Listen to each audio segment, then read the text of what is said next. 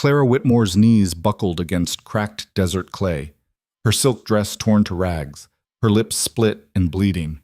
She'd been running for 3 days, running from Silas Rourke, the man her father had sold her to like cattle, running from a marriage that would cage her worse than any prison.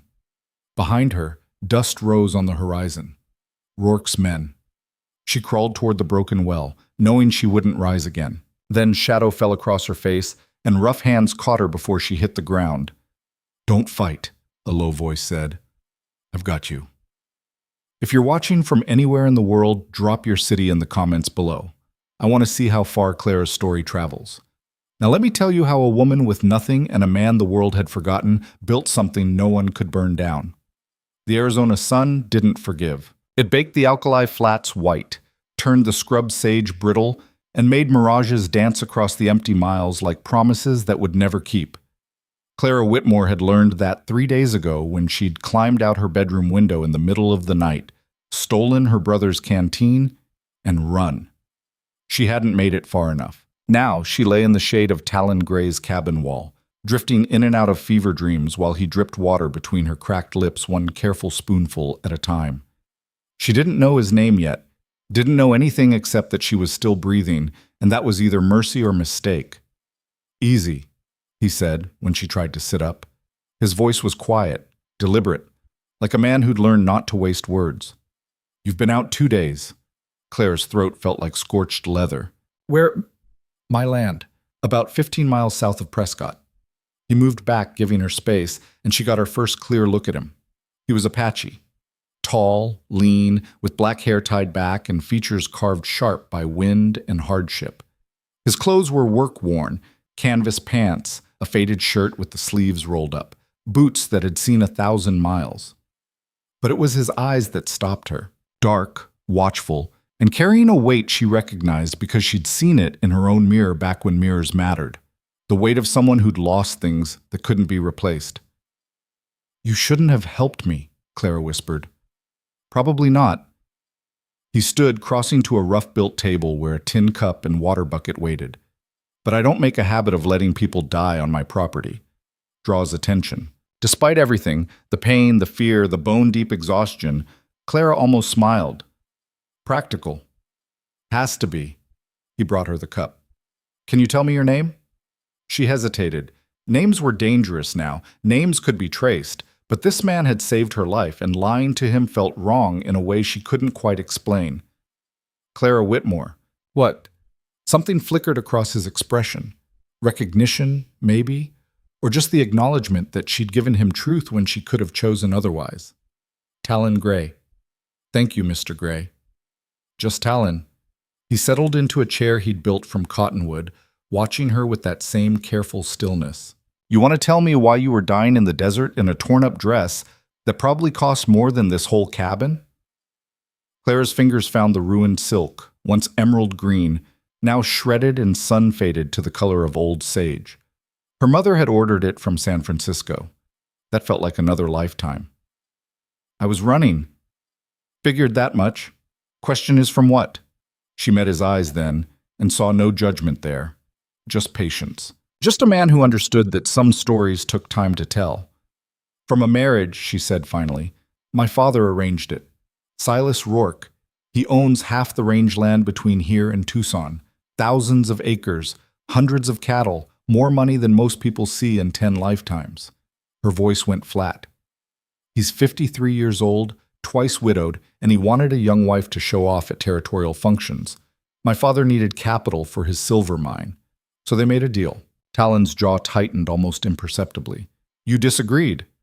"I told my father I wouldn't do it, that I'd rather scrub floors in a boarding house than marry a man who looked at me like I was livestock he'd purchased." The memory made her hands shake. "He locked me in my room, said I'd come around when I got hungry enough, scared enough, said Rourke was a good match, and I was ungrateful." "So you ran." "So I ran." Clara pressed her palms against her eyes. "Took what I could carry, and climbed out the window. I thought," she laughed, bitter and raw, "I thought I could make it to Prescott, find work, disappear. I didn't know the desert would be worse than anything I was running from." "The desert doesn't care about your reasons," Talon said quietly. It just is. Well, it almost finished what it started. She looked around the cabin then, really seeing it for the first time. It was small, one room, maybe 12 by 15 feet, with a dirt floor and walls built from rough-cut pine. A stone fireplace dominated one corner, a bedroll and trunk another. Everything was spare, functional, built by hands that knew hard work. This is your home? Getting there. He followed her gaze. Started building 2 months ago. Got the walls up, roof on, fireplace working. Still needs a proper floor, windows, door that doesn't hang crooked. He paused. And I need it done before the land office inspector comes in 6 weeks. Clara frowned. Inspector. I'm filing a homestead claim, 160 acres under the Homestead Act. I prove it up, build a dwelling, cultivate the land, live here 5 years. It's mine free and clear. His expression hardened. This land used to belong to my father. The government took it 30 years ago when they moved the Apache to reservations. Now they're offering it to settlers, and I'm claiming it back the only way the law allows. The story settled between them, heavy with old grief and stubborn hope. Clara understood that kind of weight. Different details, same truth. The world took what it wanted and called it justice. That's why you need the cabin finished, she said, to prove you're making a home. That's part of it. Talon stood, moving to the window, just an empty frame at this point, covered with oiled canvas. The other part is I need a wife. Clara's breath caught. What? Homestead law favors married men. Single claimants get scrutinized harder, especially if they're Apache. His voice stayed level, but she heard the edge beneath it. I've already had 2 ranchers try to contest my filing. They see this land and think it should be theirs, not handed to someone like me. Having a wife makes the claim stronger, makes me look more like a settler they can't easily push off. You can't be serious. Dead serious. He turned back to her, and Clara saw something in his face she hadn't expected, desperation under iron control. I don't have family left to help me. My mother died when I was 12. My father 10 years after that. I've been working other people's land, saving every dollar, waiting for the chance to file on this ground. His hands flexed at his sides. I won't lose it, because some inspector decides I don't look settled enough. Clara's mind raced. So you want what? To marry some woman just to keep your land? Not some woman. Talon crossed his arms. You. The air left Clara's lungs. You don't even know me. I know you ran from a forced marriage. I know you'd rather die in the desert than go back. I know you need somewhere safe to hide, and right now, you've got nowhere. He didn't move closer, didn't push, just stated facts like he was discussing the weather. I'm offering you a bargain. You marry me, help me prove up this claim. Cook, clean, make the place look like a real homestead when the inspector comes. In return, you get protection, a roof, and enough distance from Rourke that maybe he stops looking. Marriage in name only, Clara said slowly. Exactly. We're business partners, nothing more. Separate bedrolls, clear boundaries. You help me keep this land. I help you stay alive and free. When the 5 years are up and the claim is secure, we can dissolve the arrangement however you want. It was insane. Absolutely insane. She'd met this man 2 days ago, or rather, he'd found her half dead and delirious. She knew nothing about him except that he'd saved her life and wanted to reclaim stolen ground. But she also knew that Silas Rourke had men who could track a mouse across rock, that her father would help him search because losing the marriage meant losing the mining capital, that she had no money, no prospects, and no way to survive alone in territory that killed the unprepared. And she knew, looking at Talon Gray's weathered face and steady eyes, that he was offering her something rare, a choice that was actually hers to make. You said I'd have to cook, she said carefully. I should tell you I've never cooked anything more complicated than tea. We had a kitchen staff. I'll teach you. And clean. I'm not good at that either. You'll learn. I can read and write. Do sums. I'm fair with a needle, but terrible with anything practical. She lifted her chin. I'm probably the worst pioneer woman you could find. Maybe. The corner of Talon's mouth twitched. Not quite a smile, but close. But you're the one who's here, and I'm guessing you're tougher than you think, or you wouldn't have made it 3 days in the desert wearing that. He nodded at her ruined dress. Clara looked down at herself, silk torn to ribbons. Kid leather boots scuffed beyond saving, hands blistered and bleeding from crawling across rock and clay. She looked like a refugee from a life that didn't exist anymore. "If I say yes," she said quietly, "what happens when Rourke finds me?" "Then we deal with it."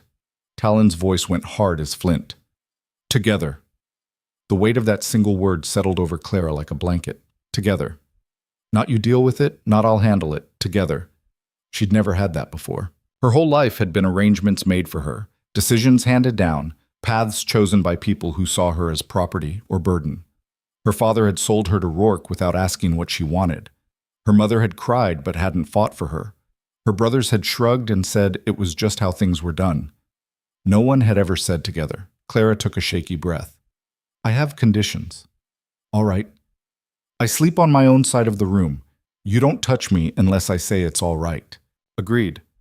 I want to learn everything you know about surviving out here. How to cook, how to track water, how to defend myself." Her voice strengthened.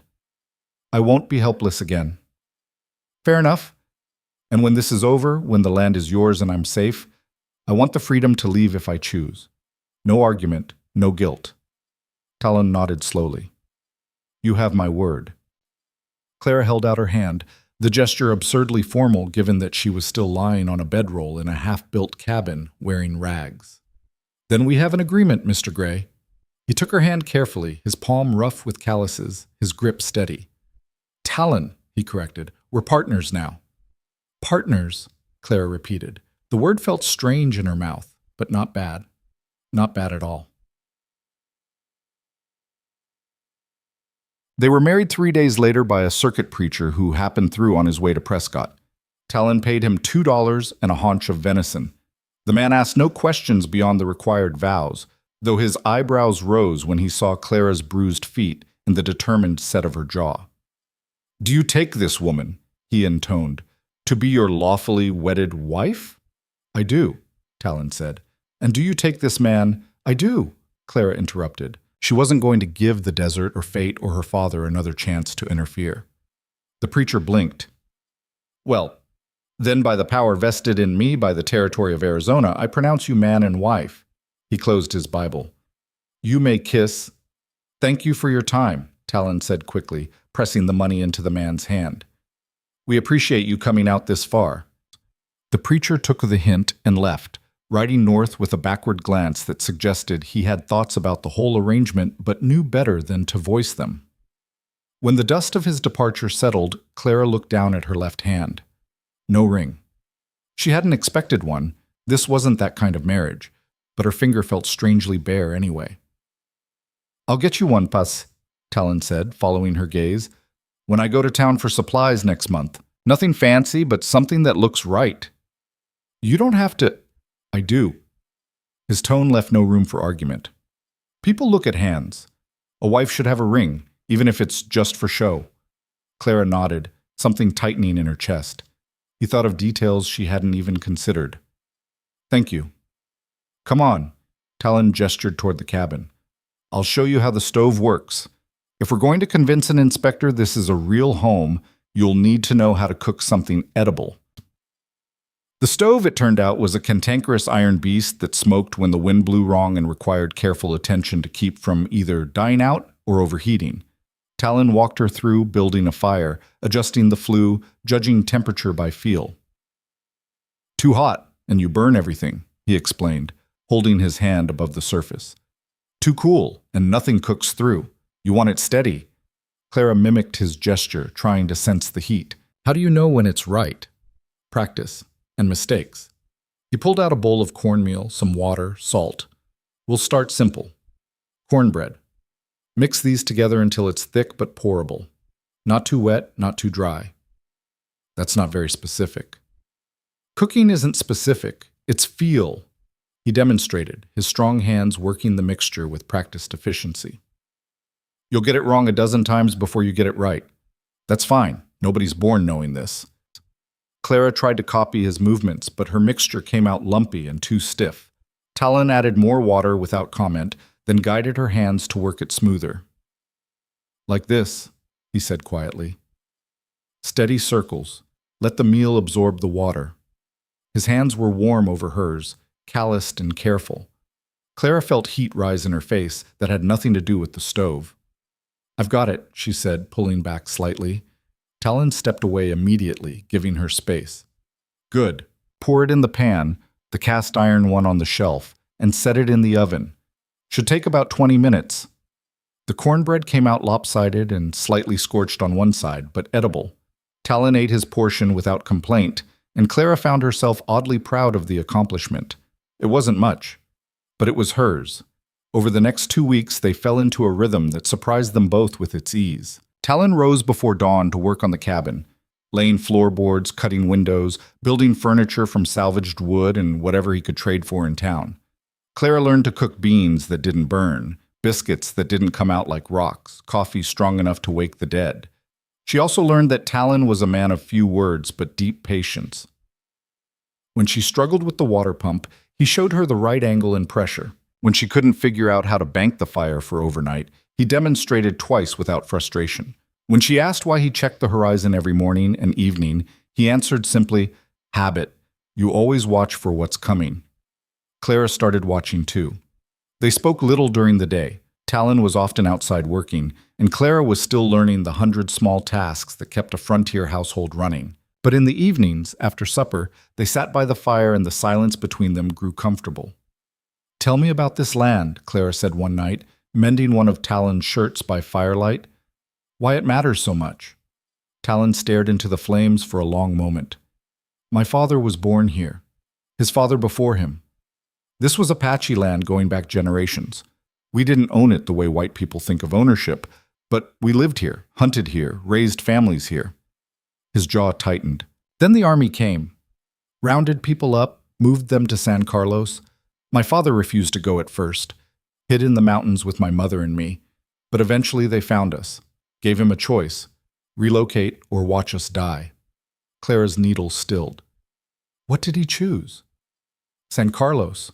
We spent 10 years there, eating government rations that were always late, always spoiled, watching people die from disease and despair."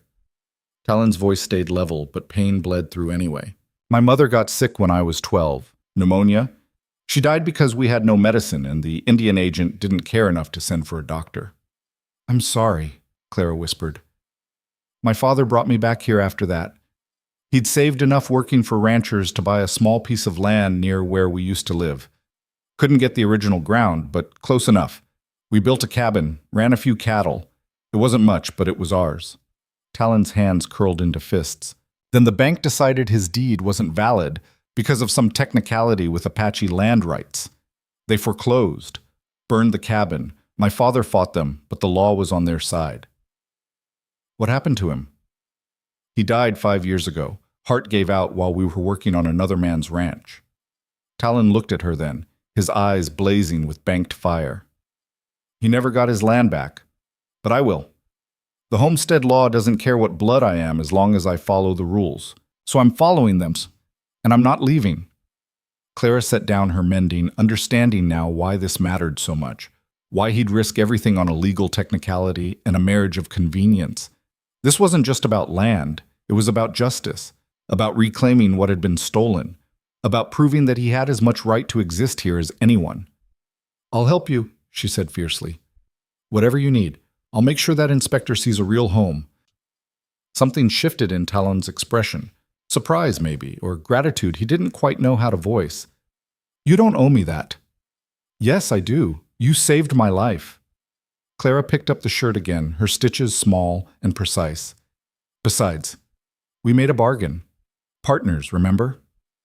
"Partners," Talon echoed, and for the first time since she'd met him, he smiled, small and brief, but genuine. They worked in companionable silence after that, the fire crackling and the night settling around them like a blanket.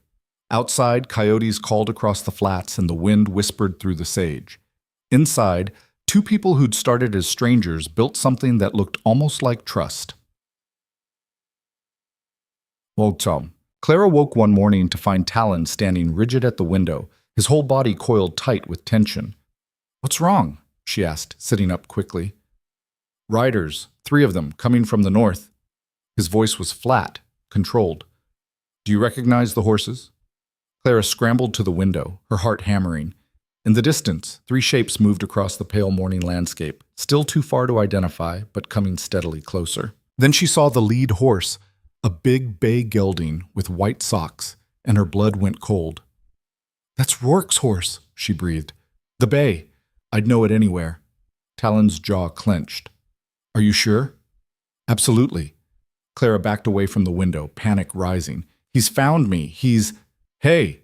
Talon caught her shoulders, his grip firm but not harsh. "Look at me." She forced herself to meet his eyes. "We knew this might happen," he said steadily. "We planned for it. You're my wife now. Legally married. He has no claim on you. You don't know him. He doesn't care about legal." Clara's hands shook. "He'll find a way. He always finds a way." "Not this time."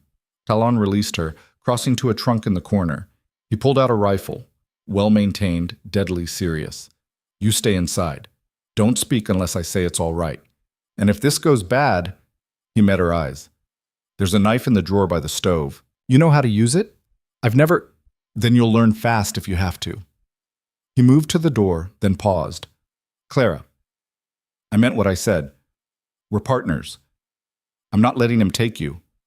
Before she could respond, hoofbeats sounded outside, closed now, almost at the cabin. Talon stepped through the door, leaving it slightly ajar so she could hear. Clara pressed herself against the wall, her whole body thrumming with fear. "Morning," Talon said, his voice carrying that same careful neutrality. "Something I can help you with?" Talon Gray. The voice that answered made Clara's stomach lurch. Silas Rourke, smooth, confident, dripping with the authority of a man who'd never been told no. "Heard you were squatting on this patch of dirt. Thought I'd come see for myself." "Not squatting, filing a legal claim." Talon didn't move. 160 acres under the Homestead Act. Rourke laughed, a sound like oil over gravel. "A homestead claim. How industrious." Boot heels hit dirt as he dismounted. "Seems like a lot of work for land that's barely worth grazing. You sure you wouldn't rather work for me instead? I pay fair wages, and you wouldn't have to break your back building. Well, whatever this is supposed to be." "I'm sure." "Stubborn. I respect that." Clara could hear Rourke moving closer, circling like a predator. "But I'll be honest with you, Gray. This land sits right in the middle of territory I've been planning to expand into. Having a homestead here complicates things. Makes it harder for me to move cattle, access water. You understand." "Not my problem." "See, that's where you're wrong." Rourke's voice hardened. "It becomes your problem when I decide to contest your claim. I've got lawyers who can tie you up in court for years. And I've got friends in the land office who might decide your improvements aren't sufficient. That this cabin here doesn't meet requirements. It meets them just fine." "Does it? Looks pretty rough to me. And I don't see a wife anywhere. You know the inspectors favor married men." A pause. "Unless you've got someone hidden away in there." Clara's heart stopped. Talon stayed silent just long enough that Rourke chuckled. "Thought so. Well, like I said, my offer stands. Work for me, you'll have steady pay and no legal troubles. Keep fighting and you'll wish you'd taken the job." I'm not interested in your offer, Rourke, and I'm not abandoning this claim." Talon's voice went cold as winter. "Now I'll ask you politely to leave my property." The air went tense enough to crack. Clara held her breath, one hand creeping toward the drawer where Talon had said to find the knife. Then Rourke laughed again, genuinely amused. "You've got spine, I'll give you that. We'll see how long it lasts." His boots crunched as he moved back toward his horse. "One more thing, though. You happen to see a woman come through here? Young, pretty, dark hair. She went missing from her father's house about 3 weeks back. Family's worried sick." Clara's hand closed around the knife handle. "Can't say I have," Talon replied. "I don't get many visitors." "Huh. Well, if you do see her, there's a reward, $500 for information leading to her safe return." Rourke mounted up, leather creaking. That's a lot of money for a man building a homestead on nothing. "I'll keep it in mind." "You do that." Hoofbeats started up again, moving away. "See you around, Gray. I'm sure we'll be talking again real soon." Clara stayed frozen against the wall until the sound of horses faded completely. Then Talon stepped back inside, closing the door and setting the rifle aside. "He knows," Clara whispered. "He knows I'm here." Maybe. Maybe not. Talon crossed to her, his expression grim. But he suspects. And that means we need to be ready. Ready for what? Whatever comes next. He looked at the knife still clutched in her shaking hand. Starting with teaching you how to actually use that. Clara stared down at the blade. Simple, functional, designed for cutting meat and vegetables. Now it might have to serve a very different purpose. I don't know if I can, she said quietly. You won't know until you have to. Talon took the knife gently from her hand, then passed it back handle first. But I'd rather you have the skill and never need it than need it and not have it. Understood? Clara closed her fingers around the worn wooden grip. Outside, the Arizona sun climbed higher, burning away the morning cool. Inside, two people who'd made a desperate bargain realized the stakes had just gotten much, much higher. Understood, she said, and the real fight began. The knife felt foreign in Clara's hand. Too heavy, too real. Too much like admitting that the life she'd run toward might require the same violence she'd run from. Talon stood across from her in the dusty yard behind the cabin, his own blade held loose and ready, the morning sun casting their shadows long across the hard pan. First thing you need to understand, he said, is that a knife isn't about strength. It's about commitment. You pull it, you'd better be willing to use it. Clara swallowed hard. What if I'm not? Then you leave it in the drawer and find another way to survive. His eyes were steady on hers, no judgment in them, just truth. But I've seen what Rourke is. I've seen men like him my whole life, men who take what they want and call it their right. If he comes for you again, talking won't stop him. She thought about her father's study, about the conversation she'd overheard 3 weeks before her planned wedding. Rourke's voice smooth as aged whiskey. The girl's got spirit now, but that'll break easy enough once she understands how things work. Her father's reply, casual as discussing the weather. She'll learn. They all do. Clara's fingers tightened on the knife handle. Show me, she said. Talon spent the next hour teaching her basics, how to grip without telegraphing intent, how to move from the hips instead of just the arm, how to keep the blade between herself and danger. He didn't sugarcoat it, didn't make it romantic or noble. This was survival stripped down to its bones. You're small, he said bluntly, which means you can't win on reach or power. But small also means fast, means you can get inside someone's guard before they expect it. He demonstrated, moving with a fluid economy that spoke of hard-earned experience. Don't slash unless you have no choice. Slashing takes more strength and does less damage. You want to thrust, short and quick, then get away. Where do I aim?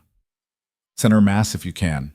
Stomach, chest, anywhere that stops them from coming after you. His voice stayed clinical, but Clara saw the tension in his shoulders. He hated teaching her this. Hated that she needed to learn. She hated it too. But fear was a powerful teacher, and the memory of Rourke's laugh, amused, predatory, certain, made her hands steady when they wanted to shake. By noon, her arms burned and her shirt was soaked with sweat, but she could execute the basic moves without thinking.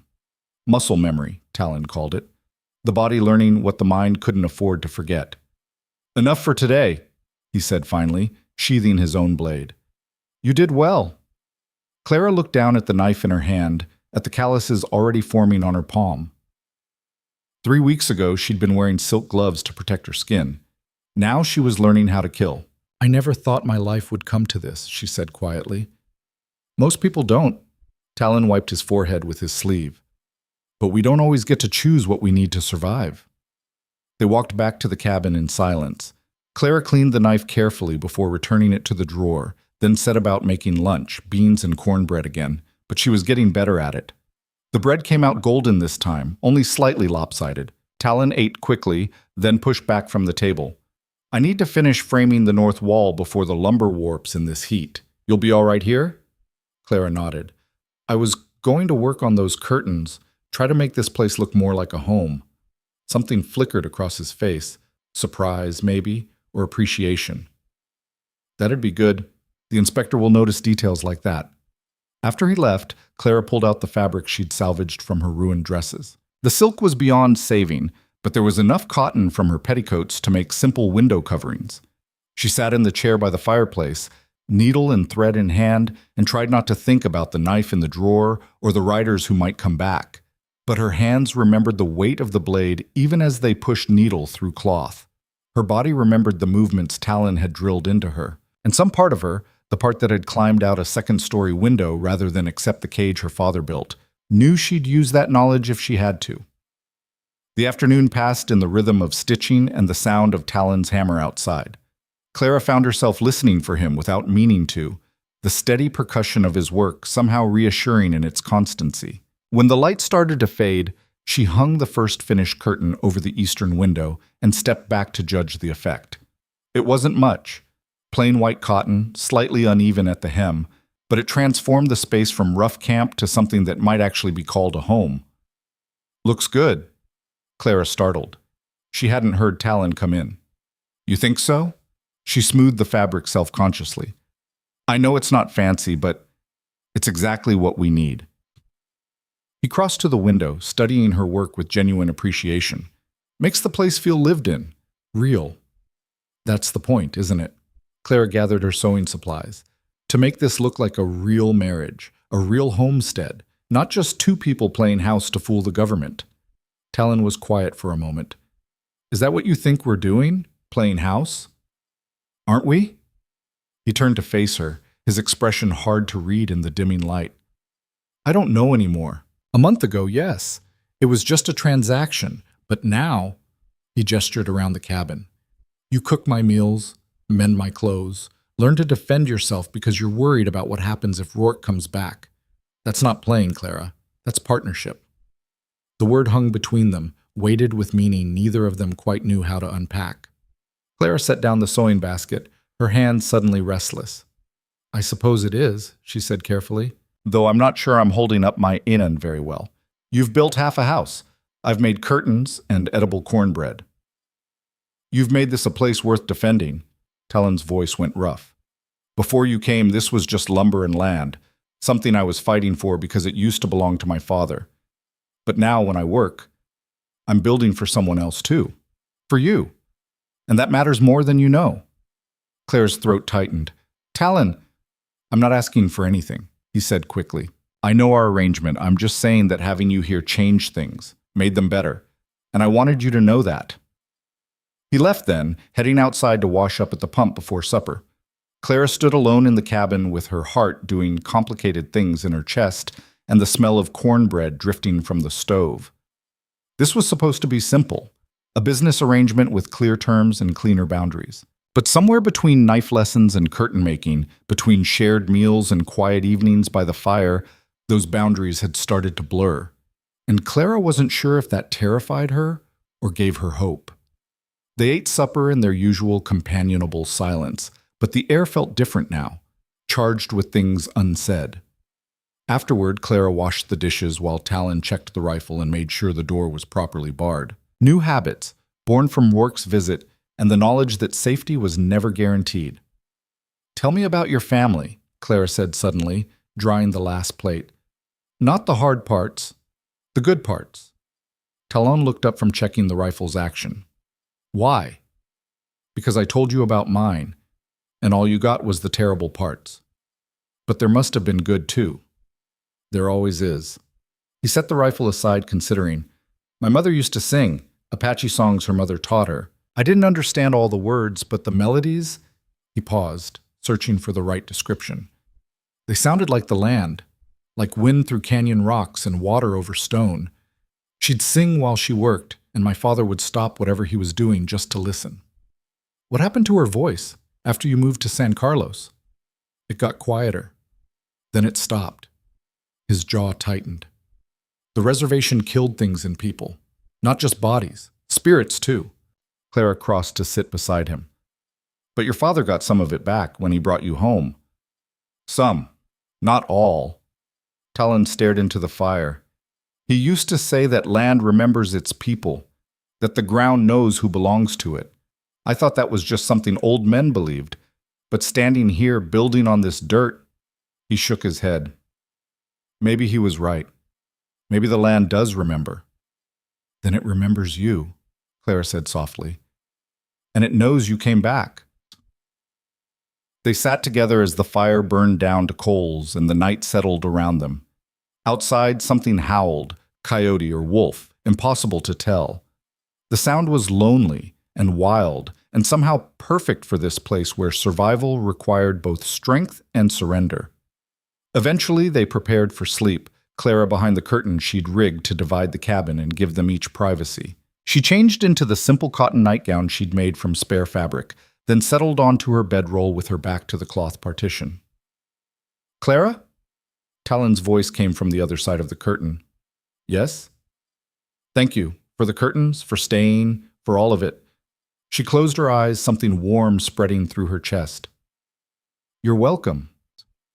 Sleep came easier than it had in weeks, and for the first time since running from her father's house, Clara dreamed of something other than being chased.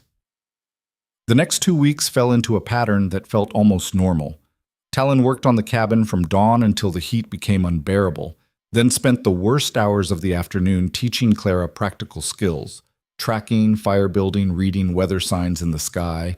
She absorbed it all with fierce concentration, determined never to be helpless again. In turn, she transformed the cabin bit by bit.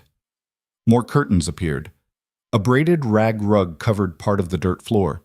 She planted herbs in old tin cans outside the door: sage, rosemary, wild onions she'd found growing in a wash. Small touches, but they added up to something that looked increasingly like a real home.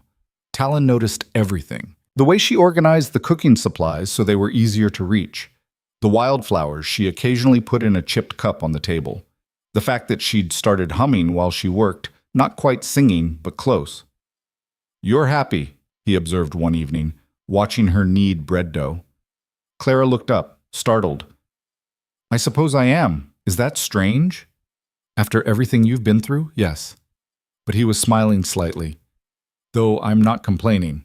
"I didn't expect to be," she admitted. "Happy, I mean. This was supposed to be just survival, a place to hide until Rourke gave up looking. And now?" She thought about how to answer that. How to explain that this rough cabin in the middle of nowhere felt more like home than her father's big house ever had. That learning to cook and sew and defend herself felt more worthwhile than all the piano lessons and deportment training she'd endured. That working beside Talon Gray felt more honest than any relationship she'd ever had. "Now it's more complicated," she said finally. "But not bad complicated, just different." Talon moved closer, drawn by something in her voice. "Different how?" Clara's hand stilled in the dough. "When I agreed to this arrangement, I thought I was trading one prison for another. A marriage I didn't want for a marriage that was fake, but safe. But this doesn't feel like a prison. What does it feel like?" She met his eyes then, seeing her own confusion and hope reflected there. "Like maybe I'm building something that's actually mine, for the first time in my life." The air between them went taut as a bowstring. Talon lifted one hand as if to touch her face, then caught himself and stepped back. "I should check the stock before dark," he said roughly. "Make sure we have enough water for tomorrow." He left quickly, and Clara returned to her bread-making with hands that trembled slightly. They were getting too close, feeling too much. This was supposed to be business, boundaries, a clear transaction with an expiration date, but her heart didn't care about boundaries. And increasingly, she suspected his didn't either. That night, unable to sleep, Clara lay on her bedroll and listened to Talon's breathing on the other side of the curtain. Steady, deep, the rhythm of someone who'd learned to sleep light but still needed rest. She wondered if he was actually asleep or just pretending, the way she was. "Talon?" she whispered. A pause. Then, "Yeah? Are you afraid? Of what might happen when Rourke comes back?" Longer silence this time. When he spoke, his voice was low and honest.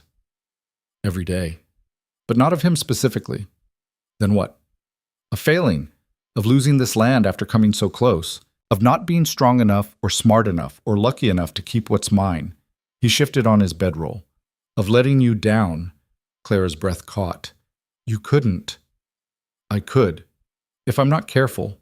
If I let my guard down at the wrong moment."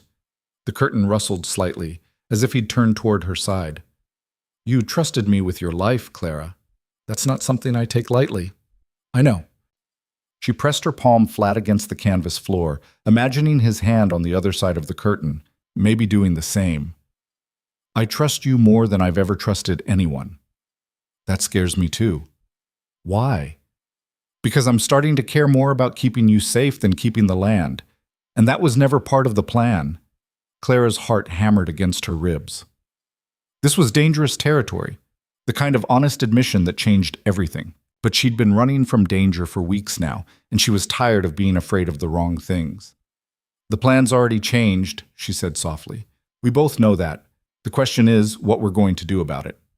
Talon was quiet for so long she thought maybe he'd decided not to answer. Then the curtain shifted, and he was there, kneeling at the edge of her space with firelight catching in his dark eyes. I don't want to rush you, he said carefully. I don't want you to feel obligated or trapped, or like this is another cage. I don't feel trapped. But you did. With Rourke, with your father. His hand hovered near hers, not quite touching. I need you to be sure that this is different, that I'm different. Clara reached up and caught his hand in hers, lacing their fingers together. His palm was warm and rough, honest with work and use. You are different, she said. You gave me choices when no one else ever did. You taught me to be strong instead of keeping me weak. You see me as a partner, not property. She squeezed his hand. I've never been more sure of anything. Talon's thumb traced small circles on her wrist, his touch gentle despite the calluses. Then we figure this out together. No more pretending this is just business. No more separate sides of a curtain unless that's what you want. It's not what I want. What do you want? Clara pulled him closer, bold in a way she'd never been allowed to be before.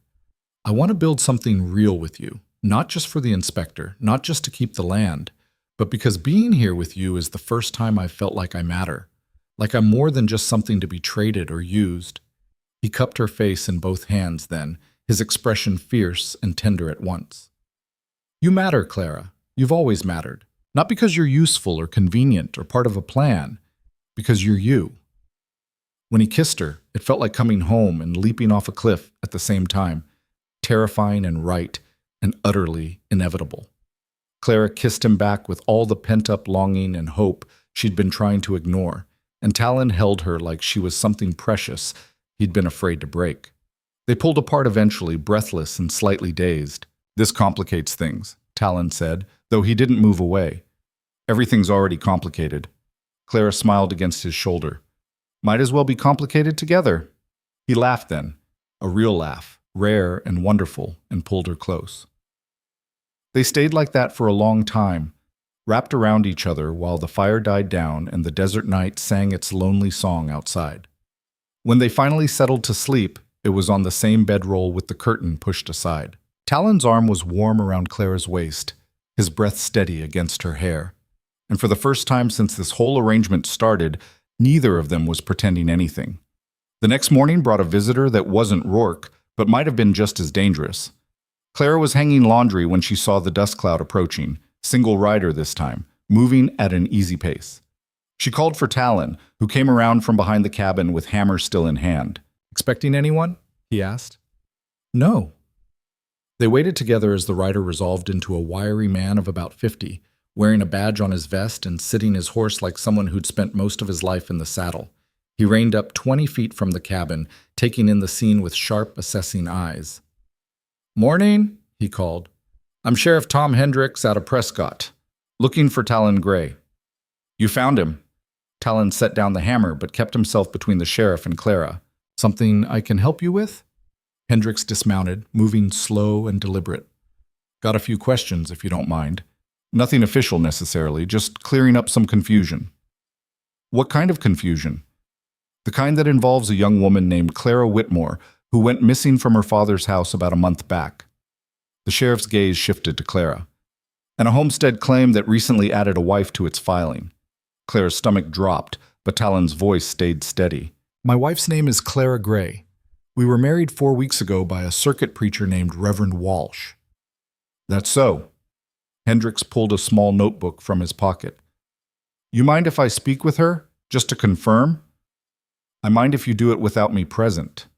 The sheriff studied Talon for a long moment, then nodded. Fair enough. Ma'am, you are Clara Gray, formerly Whitmore? Clara stepped forward, chin up, voice clear. I am. And you married this man of your own free will? Absolutely. Your father seems to think you were coerced or kidnapped. Says you'd never run off on your own. That you were perfectly happy with the arrangement he'd made for you. Anger flared hot in Clara's chest. My father is a liar. He tried to sell me to Silas Rourke like I was a horse at auction. When I refused, he locked me in my room, so I ran. She crossed her arms. I met Talon by accident. He saved my life, and we decided to marry. No one forced me. No one tricked me. It was my choice. Hendricks wrote something in his notebook. Rourke's offering a substantial reward for information about your whereabouts. $500. I'm aware. He was here 2 weeks ago making threats. The sheriff's eyebrows rose. Threats?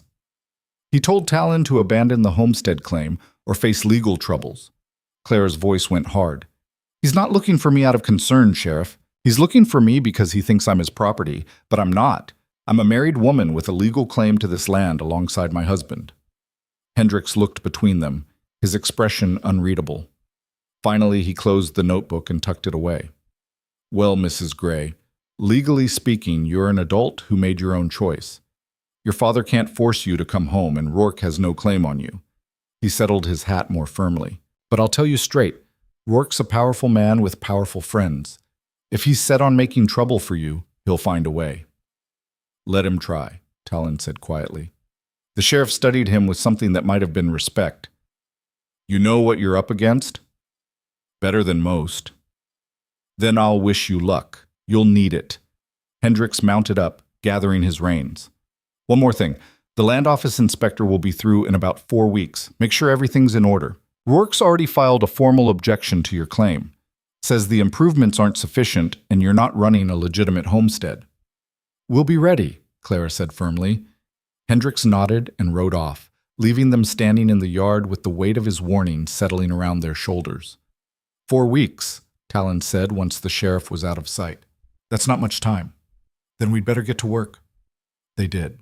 Over the next weeks, they transformed the cabin and surrounding land with focused intensity. Talon finished the floor, installed real windows with glass. He traded 2 weeks' worth of labor to afford, built a proper bed frame and table. Clara planted a garden, expanded her cooking repertoire, and made the cabin interior look like a real home. Tablecloth, dish towels, even a few books arranged on a shelf Talon built. They worked sunrise to sunset, barely speaking except to coordinate tasks. But at night they fell into bed together, exhausted and satisfied in ways that had nothing to do with the physical labor. This was their land now, their home. Their future they were building board by board, meal by meal, choice by choice. The inspector could come. Rourke could object. The whole territorial government could try to take this away. Clara and Talon would be ready. On the night before the inspector was due to arrive, they stood together outside the cabin and surveyed what they'd built. The structure was solid now, tight roof, straight walls, glazed windows that caught the last light. Smoke curled from the chimney. The garden showed green shoots. Curtains hung in the windows. It looked like a home because it was one. We did it, Clara said softly. Talon pulled her against his side. We did. What happens after? When the inspector approves the claim? We keep building. Keep making this place ours. He turned to face her, his expression serious. Unless you want something different, we made a bargain that said you could leave after 5 years. That still stands if... Stop. Clara pressed her fingers to his lips. I'm not leaving. This is where I belong. With you. Relief flooded his face. You're sure? Completely. She smiled. You're stuck with me, Talon Gray. He kissed her then, deep and thorough, and Clara kissed him back with all the fierce certainty in her heart. They had no idea that Rourke had no intention of waiting for bureaucratic processes, that he was already planning something far more direct, that the real test of their partnership was still to come. But standing there in the cooling desert evening with the home they'd built at their backs, and the future spread out before them, Clara and Talon had everything they needed, each other, and the stubborn determination to fight for what was theirs. The land office inspector arrived on a Tuesday morning when the sky hung pale and cloudless over the Arizona flats. His name was Edmund Whitley, and he wore a suit too heavy for the climate and spectacles that kept sliding down his sweat-slicked nose. He climbed down from his buggy with the weary movements of a man who'd traveled too far on bad roads and wanted nothing more than to complete his paperwork and leave. Clara watched from the cabin doorway, her hands twisted in her apron. Talon stood beside her, his posture relaxed but his eyes tracking every movement the inspector made. "Mr. Gray?" Whitley consulted a leather portfolio. "I'm here regarding your homestead filing, case number 4732. We've been expecting you." Talon stepped forward, offering his hand. "This is my wife, Clara." Whitley shook hands with them both, his grip perfunctory. "I'll need to inspect the dwelling, verify improvements, confirm residency. Should take a few hours if everything's in order." He pulled out a pencil. "Any objections been filed that you're aware of?" "One," Talon said evenly. "Silas Rourke claims the improvements are insufficient." "Rourke?" Whitley's mouth tightened slightly. "Yes, I have his letter here. Makes several allegations about the legitimacy of this claim." He glanced at Clara. "Including questions about the validity of your marriage." Heat flooded Clara's face, but she kept her voice steady.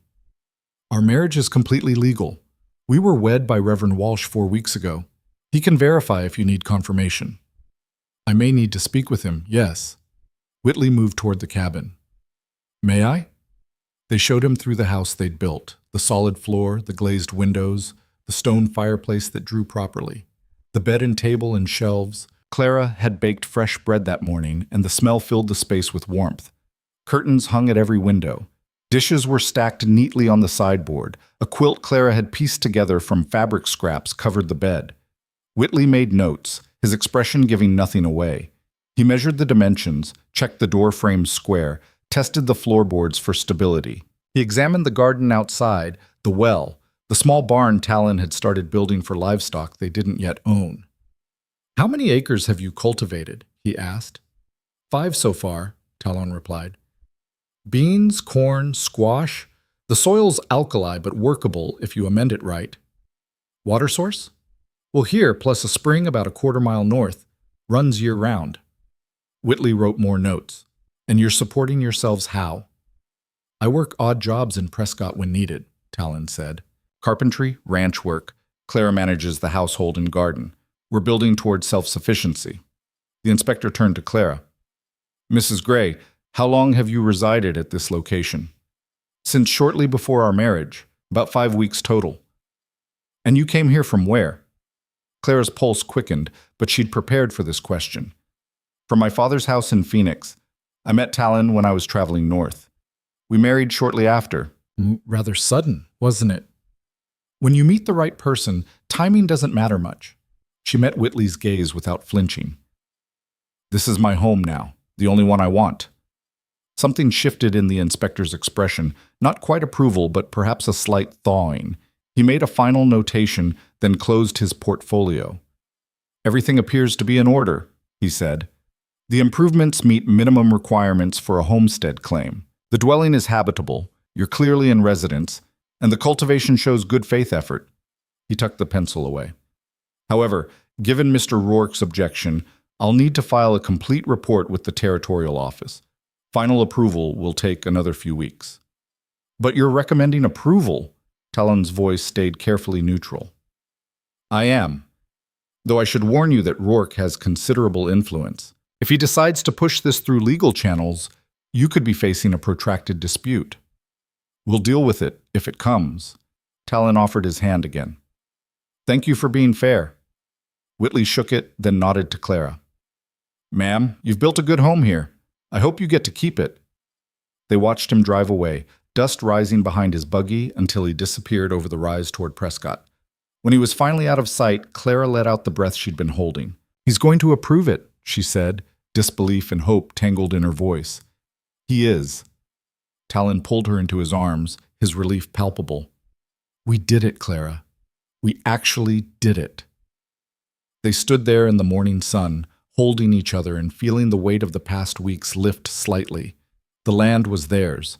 Not legally final yet, but close. So close. Clara should have known that close wasn't the same as safe. 3 nights later, she woke to the smell of smoke. Her eyes snapped open in the darkness, her mind still foggy with sleep. Beside her, Talon was already moving. throwing off the quilt and reaching for his boots. "Fire," he said tersely. "Outside." Clara scrambled up, pulling on her dress over her nightgown. Through the window, she could see an orange glow, too bright, too close. Her heart hammered against her ribs as she followed Talon to the door. He grabbed the rifle first, checking it was loaded before easing the door open. The smell hit them immediately. Not wood smoke from a campfire, but the acrid stench of kerosene and burning grass. Someone had set fire to their field. The flames were already 20 feet high, racing through the dry corn stalks and bean plants with terrifying speed. But worse than the fire itself was what Clara saw beyond it. 6 men on horseback, silhouetted against the blaze.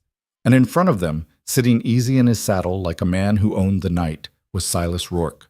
"Evening, Gray," he called out, his voice carrying over the crackle of flames. "Figured we should have another conversation, a more direct one this time." Talon raised the rifle to his shoulder. "Get off my land." Rourke laughed. "See, that's the thing, it's not your land yet. And after tonight, it won't ever be. Because you're going to sign a quitclaim deed transferring this filing to me, and then you're going to disappear. You and the runaway bride both." "Not happening." "I think it is." Rourke gestured, and 2 of his men dismounted, pulling torches from their saddlebags. "We can burn the field, we can burn the cabin, we can burn you inside it if we have to, or you can be smart, sign the paper, and walk away alive." Clara stepped beside Talon, her hand shaking but her voice clear. "I'm not going anywhere with you." "Wasn't asking, sweetheart." Rourke's gaze locked on her, possessive and cold. "Your father already paid me for you. Far as I'm concerned, you're mine, whether you like it or not. I'm married. To Talon. Legal and binding." "A marriage to a squatter on contested land?" Rourke shook his head. "That won't stand up once I get the right judge involved. And I own several of them." He leaned forward in his saddle. "Last chance, Gray. Sign the deed or watch everything burn." Talon's finger moved to the trigger. "You're trespassing. Arizona law says I can defend my property with lethal force. You want to test that? 1 rifle against 6 men?" Rourke smiled. "I like those odds." "Maybe you shouldn't." The voice came from the darkness to their left. Sheriff Hendricks, riding up with his own rifle drawn and 2 deputies flanking him. Rourke's men shifted nervously, hands moving toward their weapons but not quite drawing. "Sheriff," Rourke said smoothly, though Clara heard the edge beneath it, "this is a private matter. Arson and extortion are public matters in my jurisdiction." Hendricks reined up between Rourke and the cabin. "I got a telegram from the land office this afternoon. Inspector Whitley recommended approval of the Gray claim. That makes this attempted arson of federal property." His voice went hard. "Drop those torches, now!" For a long moment, nobody moved. The field continued to burn, throwing wild shadows across the scene. Then Rourke made a sharp gesture, and his men dropped the torches, though their hands stayed near their guns. "This isn't over," Rourke said, looking past Hendricks to Clara. "You made your choice, and you're going to regret it. The only thing I regret is ever letting my father convince me you were anything but a bully." Clara stepped forward, emboldened by the sheriff's presence. "You can't force me, you can't buy me, and you can't scare me anymore. I'd rather burn with this cabin than spend 1 day as your wife." Rourke's face went dark with rage. "You stupid little—" "Enough!" Hendricks cocked his rifle. "Leave now, or I arrest all of you for arson and attempted assault. Your choice." For a terrible moment, Clara thought Rourke would refuse, that he'd order his men to shoot, consequences be damned. But then he jerked his reins around, wheeling his horse toward the darkness. "This land will never be yours," he spat at Talon. "I'll make sure of it. If it takes every dollar I have, every favor I can call in, I will bury you in legal fights until you give up or die trying."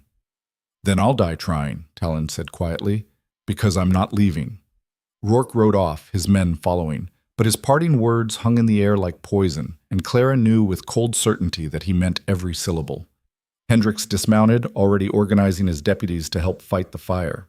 They worked through the night with buckets and shovels, creating fire breaks and dousing embers. By dawn, they'd saved the cabin and barn, but the field was a total loss. Nothing left but scorched earth and ash. Clara stood in the ruins, her face and clothes blackened with soot, her hands blistered from bucket handles. Talon stood beside her, equally filthy, surveying the damage with grim determination. "We can replant," he said. "It's late in the season, but if we work fast, he's not going to stop." Clara's voice cracked. "You heard him. He'll use lawyers, judges, whatever it takes. And if that doesn't work, he'll come back with more men and more fire." "Let him." Talon, he turned to face her, his eyes blazing with something fierce and unbreakable. "This is my father's land, my grandfather's land, my land, and yours. I won't let Rourke or anyone else take it." He cupped her face in his smoke-stained hands. "But if you want to leave, if this is too much, I won't hold you to our bargain. You can go somewhere safe, start over." "Oh, no." Clara grabbed his wrists, holding tight. "We fight. Together. Whatever comes." Hendricks approached, his expression somber. "I can arrest Rourke for tonight, but it won't stick. He'll say his men were acting without his knowledge, pay a fine, and be back on the street in a week." He sighed. "I'm sorry. I know that's not what you want to hear." "Do it anyway," Talon said. "Make him pay the fine. Make him explain himself to a judge. Give us time to prepare." "Prepare for what?" "Whatever he does next." The sheriff left at mid-morning, promising to file charges and keep an eye on Rourke's movements. Clara and Talon spent the rest of the day cleaning up fire damage and reinforcing what they could. The cabin had survived mostly intact, but the near loss left them both shaken. That night they didn't speak much, just held each other in the darkness and listened to every sound outside: wind in the sage, coyotes calling, the settling of burned timbers. Clara couldn't shake the image of Rourke's face in the firelight, the absolute certainty in his voice when he said the land would never be theirs. "What if he's right?" she whispered against Talon's shoulder. "He's not." "But what if—" "Clara." Talon pulled back enough to look at her. "You asked me once if I was afraid. I am. Every day. But I'm more afraid of giving up than I am of fighting. And I need to know you feel the same way." She thought about the woman she'd been 5 weeks ago, scared, helpless, willing to die in the desert rather than fight for a different life. Then she thought about who she'd become. Someone who could cook and sew and handle a knife. Someone who'd learned to track water and read weather and stand her ground when powerful men made threats. "I'm not leaving," she said firmly. "Not because of a bargain or an arrangement, because this is my home and you're my husband and I choose to fight." Relief flooded Talon's face. He kissed her hard, desperate and grateful, and Clara kissed him back with all the fierce certainty in her heart. They made love that night with an urgency born of fear and defiance, reaffirming life in the face of death, claiming each other as completely as they'd claimed the land. Afterward, they lay tangled together, skin to skin, while the moon rose over the burned field and cast silver light through the windows. "My father used to say that the land tests everyone who tries to hold it," Talon said quietly. "That it demands blood and sweat and tears before it accepts you." "Then we've given it all 3, Clara replied, "and we'll give more before this is over." She knew he was right. Rourke wouldn't stop. The legal battles would be expensive and prolonged. There might be more fires, more threats, more nights when survival hung by a thread.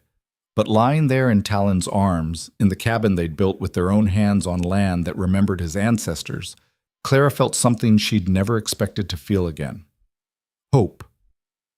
Not the fragile, desperate hope of someone running away.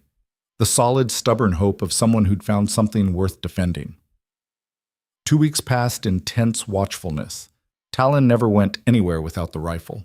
Clara learned to shoot it, her aim improving with each practice session. They took turns keeping watch at night, sleeping in shifts, jumping at every sound. But Rourke didn't come back. Instead, legal papers arrived. Notice of a formal contest to their homestead claim, filed in territorial court. Rourke was alleging fraud, claiming the marriage was a sham designed to circumvent homestead requirements. He was demanding a full investigation and suspension of the claim pending resolution. Talon read the papers twice, his jaw tight. He's smart. If he can prove our marriage isn't legitimate, the claim fails automatically. But it is legitimate, Clara protested. We're actually married. We live together. She flushed. We're husband and wife in every way that matters. We know that, but how do we prove it to a judge who's probably on Rourke's payroll?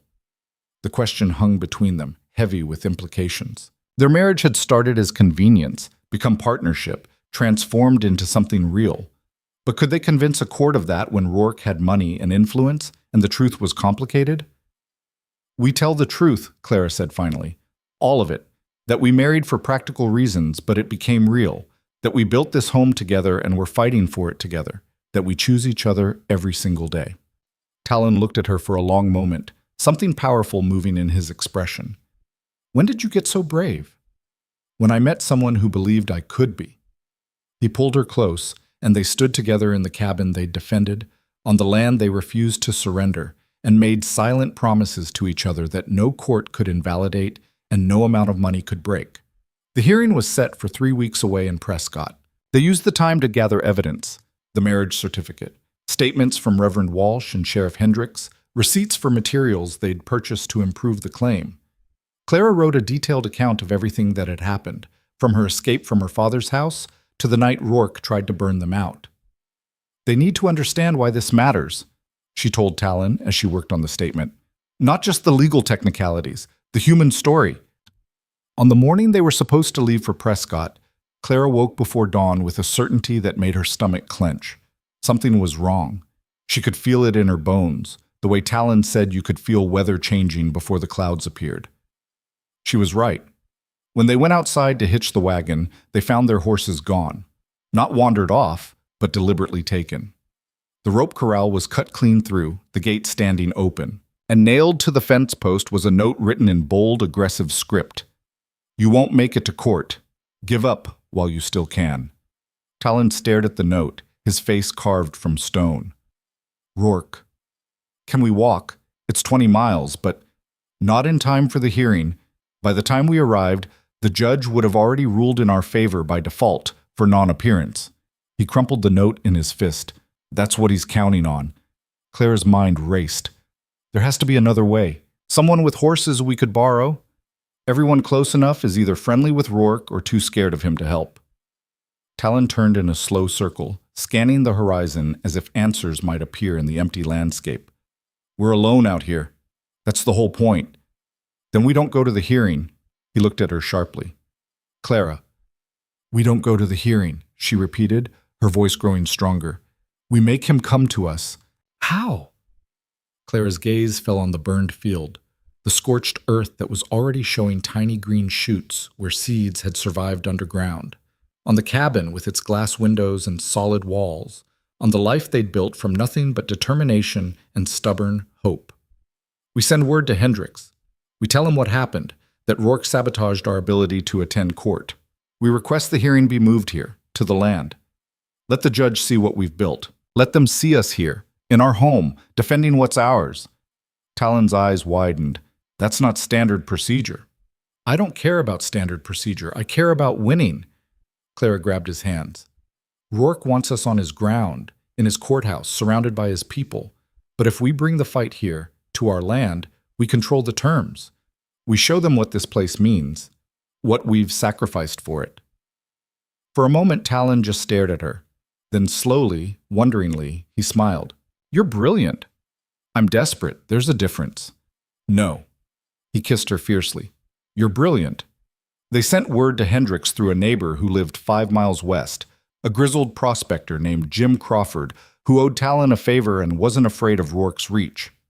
Crawford rode hard for Prescott, carrying their request and the evidence of the sabotage. 2 days later, Hendricks arrived with unexpected news. "The judge agreed," he said, swinging down from his horse. "Hearing's set for tomorrow at noon. He'll come here with the court clerk and a witness to verify proceedings. Rourke's been notified." The sheriff paused. "This was a smart move. Rourke's furious." "Good," Clara said. That night, they cleaned the cabin until it gleamed, prepared food for the judge and clerk, made sure everything was perfect. Clara wore her best dress, the one she'd made from fabric Talon had traded for in town. Simple blue cotton, but clean and pressed. Talon wore his only good shirt and the boots he saved for occasions. They looked like what they were, hard-working settlers who'd built something from nothing and refused to let it be stolen. The judge arrived precisely at noon, a stern-faced man named Wallace with silver hair and eyes that missed nothing. The clerk set up a folding table outside the cabin while Rourke dismounted from his expensive horse, flanked by 2 lawyers in suits too fine for the dusty frontier. "This is highly irregular," one of the lawyers began. So is stealing a man's horses to prevent him from attending court, Judge Wallace replied dryly. We're here. Let's proceed. The hearing took 3 hours. Rourke's lawyers presented their case that the marriage was fraudulent, that Talon wasn't legitimately improving the land, that the claim should be voided. They painted Clara as a foolish runaway and Talon as an opportunist taking advantage of her desperation. Then it was their turn.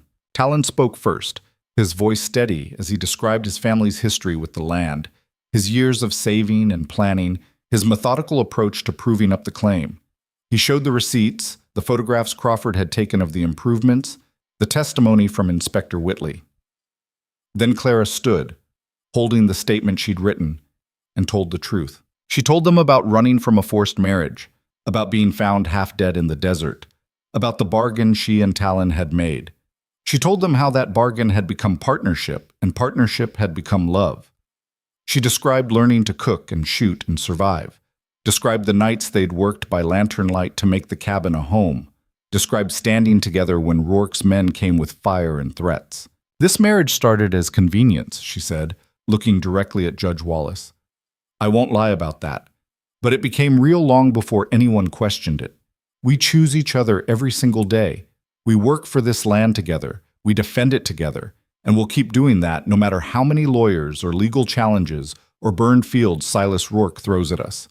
She sat down, her hands shaking, and Talon gripped her fingers under the table. Judge Wallace was quiet for a long time, reviewing documents and making notes.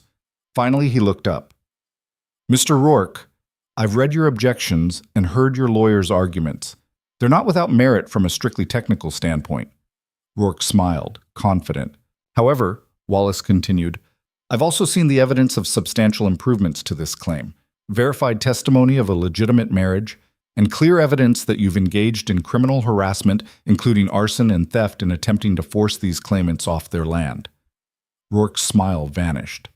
Furthermore, Wallace said, the homestead law's intent is to encourage settlement and improvement of territorial lands. Mr. and Mrs. Gray have demonstrably done exactly that. Whether their marriage began as a love match or a practical arrangement is frankly irrelevant. What matters is that they're building a legitimate homestead in good faith. He closed his folder with a decisive snap. I'm ruling in favor of the claimants. The homestead filing is approved. Mr. and Mrs. Gray have full rights to this 160 acres subject to completing the 5-year residency requirement. Mr. Rourke, any further harassment or interference will result in criminal charges. Do I make myself clear? Rourke's face went purple with rage, but his lawyer put a restraining hand on his arm. Perfectly clear, Your Honor. Wallace stood, gathering his papers. Then this matter is settled. Good day. They watched the judge and clerk pack up and ride away, watched Rourke mount his horse with murder in his eyes. Before he left, he leaned down close to Clara. You think you've won, he said softly, voice dripping venom. But I'll make you regret this. Both of you. I don't care how long it takes. Get off my land, Talon said, stepping between them. Rourke smiled, cold, cruel, promising violence. Then he spurred his horse and rode off. Sheriff Hendricks stayed after everyone else left, his expression troubled. That man's not done. You know that, right? We know, Talon said. Then be careful. Be ready. Hendricks mounted up. And congratulations on winning your land. When the sheriff was gone, Clara and Talon stood alone in the yard of their homestead. Legally, theirs now, protected by law, if not entirely safe. The afternoon sun slanted across the burned field where new growth was already pushing through the ash. The cabin stood solid behind them. Everything they'd fought for, everything they'd built. We did it, Clara whispered. We did, Talon agreed, but neither of them felt like celebrating, because Rourke's parting words hung in the air like a threat that wasn't empty. And 3 nights later, when fire lit the darkness again and men with guns surrounded their cabin, Clara and Talon learned exactly how much worse things could get when a powerful man decided that if he couldn't have what he wanted, he'd make sure nobody else could either. The fire came at 3 in the morning when the desert cold settled deepest and sleep pulled heaviest. Clara woke to Talon's hand clamped over her mouth and his whispered urgency against her ear. Don't scream. Don't make a sound. They're here. Her eyes snapped open to darkness cut through with flickering orange light seeping around the curtain edges. Not dawn. Fire.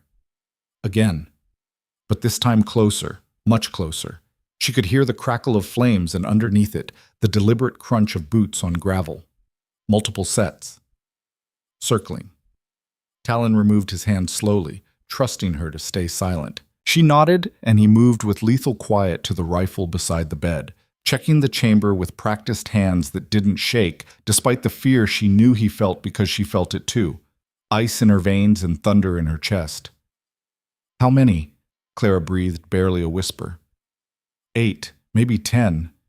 He handed her the pistol they'd bought after the last attack, the weight of it heavy and foreign in her palm, despite the hours she'd spent learning to use it. "They've set the barn on fire, probably trying to draw us out." "What do we do?" Talon's jaw clenched in the dim light. "We don't give them what they want." A voice cut through the night, Rourke's, smooth and mocking. "Gray, I know you're in there. Come on out and let's talk like reasonable men." Talon moved to the window, staying to the side where he couldn't be seen. Clara followed, her heart hammering so hard she thought it might crack her ribs. Through the glass she could see the barn fully engulfed now, flames reaching toward the stars. Men on horseback ringed the cabin at a distance, dark shapes made monstrous by firelight. And standing in front of them all, dismounted and confident, was Silas Rourke. "Nothing to talk about," Talon called back. "You lost in court. This is my land." "Your land?" Rourke laughed, the sound carrying false cheer that made Clara's skin crawl. "See, that's where you're wrong. This land belonged to my father before the government opened it to claims. He worked it, grazed cattle on it, built water rights. Then some bureaucrat decided to carve it up for homesteaders." His voice hardened. "My family has more right to it than you ever will." "Then your family should have filed a claim." "We shouldn't have to file for what's already ours." The veneer of civility cracked, revealing the rage beneath. "You think because you married some runaway girl and hammered together a shack that makes this yours? You think the law means anything out here when you're 20 miles from the nearest help?" Clara pressed closer to the window frame, trying to count the men. 9 that she could see, all armed. The barn was lost. Nothing they could do about that now. But the cabin was stone and timber, harder to burn. If they could hold out until dawn, maybe someone would see the smoke. Maybe Hendricks would come. Maybe was a thin hope to bet their lives on. "I'm giving you one chance," Rourke continued. "Walk out now, both of you, and I'll let you leave. You can ride away, start over somewhere else.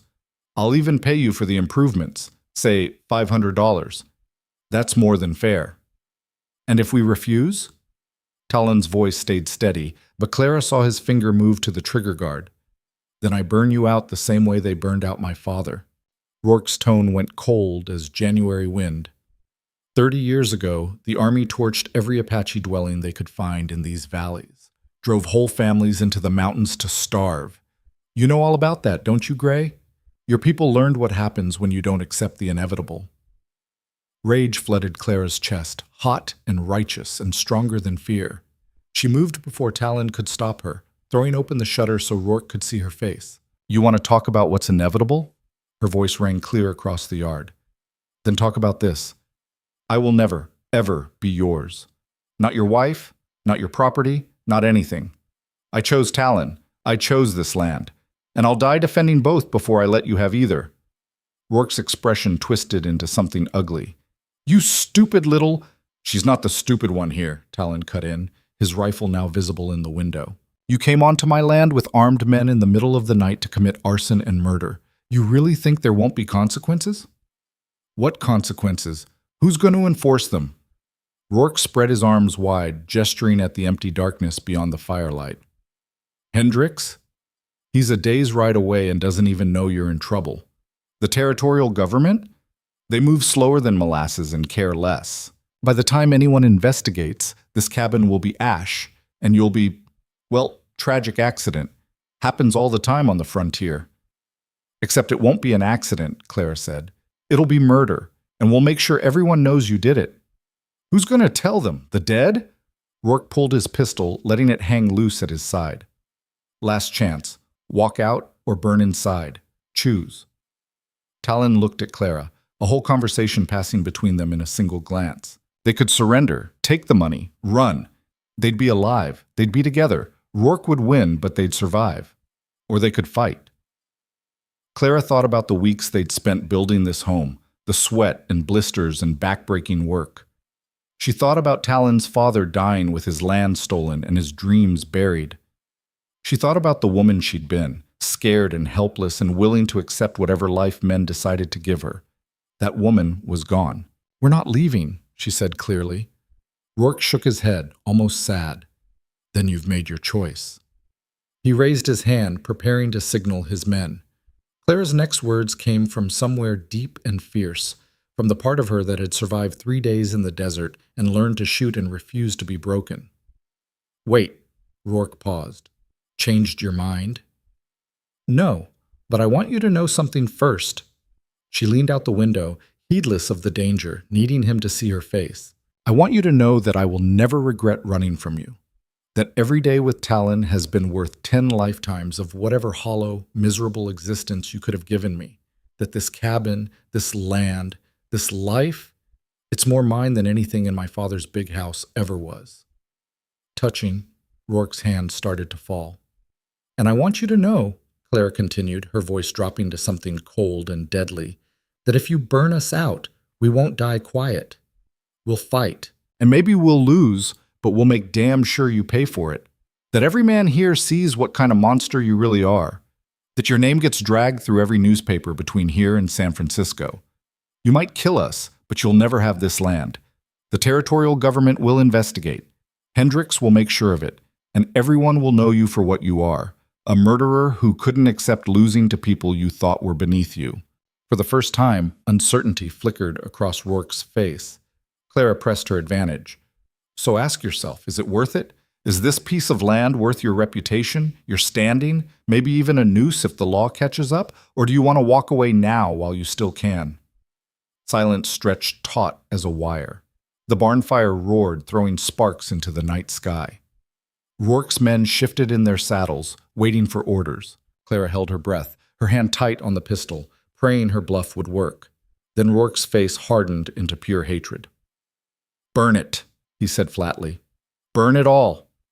His men hesitated for just a second, long enough that Clara knew her words had landed, that at least some of them were thinking about consequences. But Rourke was their employer, their boss, and frontier loyalty ran deeper than law. The first torch flew through the air, arcing toward the cabin roof. Talon fired before it landed, his shot precise and devastating. The torchbearer screamed and dropped from his saddle, clutching his shoulder. The torch fell harmlessly to the dirt, sputtering out. "Next one goes through a heart instead of a shoulder," Talon shouted. "Who wants to test me?" Chaos erupted. Men scattered, some returning fire toward the cabin, while others circled wide, looking for better angles. Bullets slammed into the walls, the good timber Talon had chosen holding against the assault, but splintering in places. Clara dropped below the window, her ears ringing from the gunfire. "Stay down!" Talon levered another round, fired, levered again. "Get to the back room. There's less exposure there." "I'm not hiding while you fight alone." Clara crawled to the other window, raised the pistol with shaking hands. She'd practiced shooting at targets, at tin cans lined on fence posts, never at people. Never with the intention to kill. But when she saw a man running toward the cabin with another torch, his face twisted with violence and purpose, her finger found the trigger and pulled. The recoil slammed her shoulder. The shot went wide. She wasn't good enough yet, wasn't practiced enough. But the man dove for cover anyway, the torch flying wild and landing in the dirt near the well. "Good," Talon said tersely. "Keep them back. Don't let them get close enough to set the walls." They fell into a desperate rhythm, shooting, reloading, shooting again. Clara's hands learned the motions through sheer necessity, muscle memory born from terror and adrenaline. She hit the water trough, the fence post, the ground near running feet. She didn't hit a person, but she kept them at bay, and that was enough. Talon was more accurate. Another man went down clutching his leg. A third lost his hat and part of his ear to a bullet that came within inches of killing him. The attackers pulled back slightly, taking cover behind their horses and the water trough, reassessing. "They're regrouping," Talon said, his face grim in the firelight. When they come again, they'll come all at once. Try to overwhelm us. How much ammunition do we have? Enough? Maybe? Maybe? That word again, carrying all their hope and all their fear. Clara checked the pistol's chamber with hands that had finally stopped shaking. 6 bullets. She had 6 chances to keep them alive. 6 chances to prove that desperate courage could sometimes beat superior numbers. I love you, she said suddenly, needing him to know before whatever came next. However this ends, I need you to know that. Talon's set found hers in the darkness, squeezed hard. I know, I love you too. Then the night exploded with gunfire again as Rourke's men charged from 3 directions at once. Clara fired and fired and fired until the pistol clicked empty. Talon's rifle cracked steadily beside her, each shot deliberate and counted. Men screamed and horses reared and the world narrowed to muzzle flash and smoke, and the desperate need to keep the flames away from the walls they'd built. One attacker made it to the cabin, slammed against the door with his shoulder. The bar Talon had installed held, but the wood cracked ominously.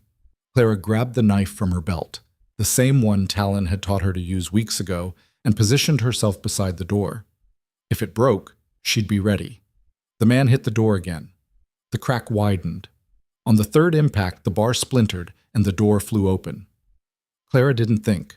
She moved on pure instinct, the way Talon had drilled into her during those practice sessions in the yard. Low and fast, under the guard, thrust and away. The knife sank into the man's thigh, and he howled, stumbling backward. Clara wrenched the blade free, her hands slick with blood that looked black in the firelight. The man fell, clutching his leg, and another attacker behind him froze. Seeing Clara's face, the knife in her hand, the absolute determination in her eyes. He turned and ran. Talon slammed the door shut, wedging a chair against it since the bar was broken. Are you hurt?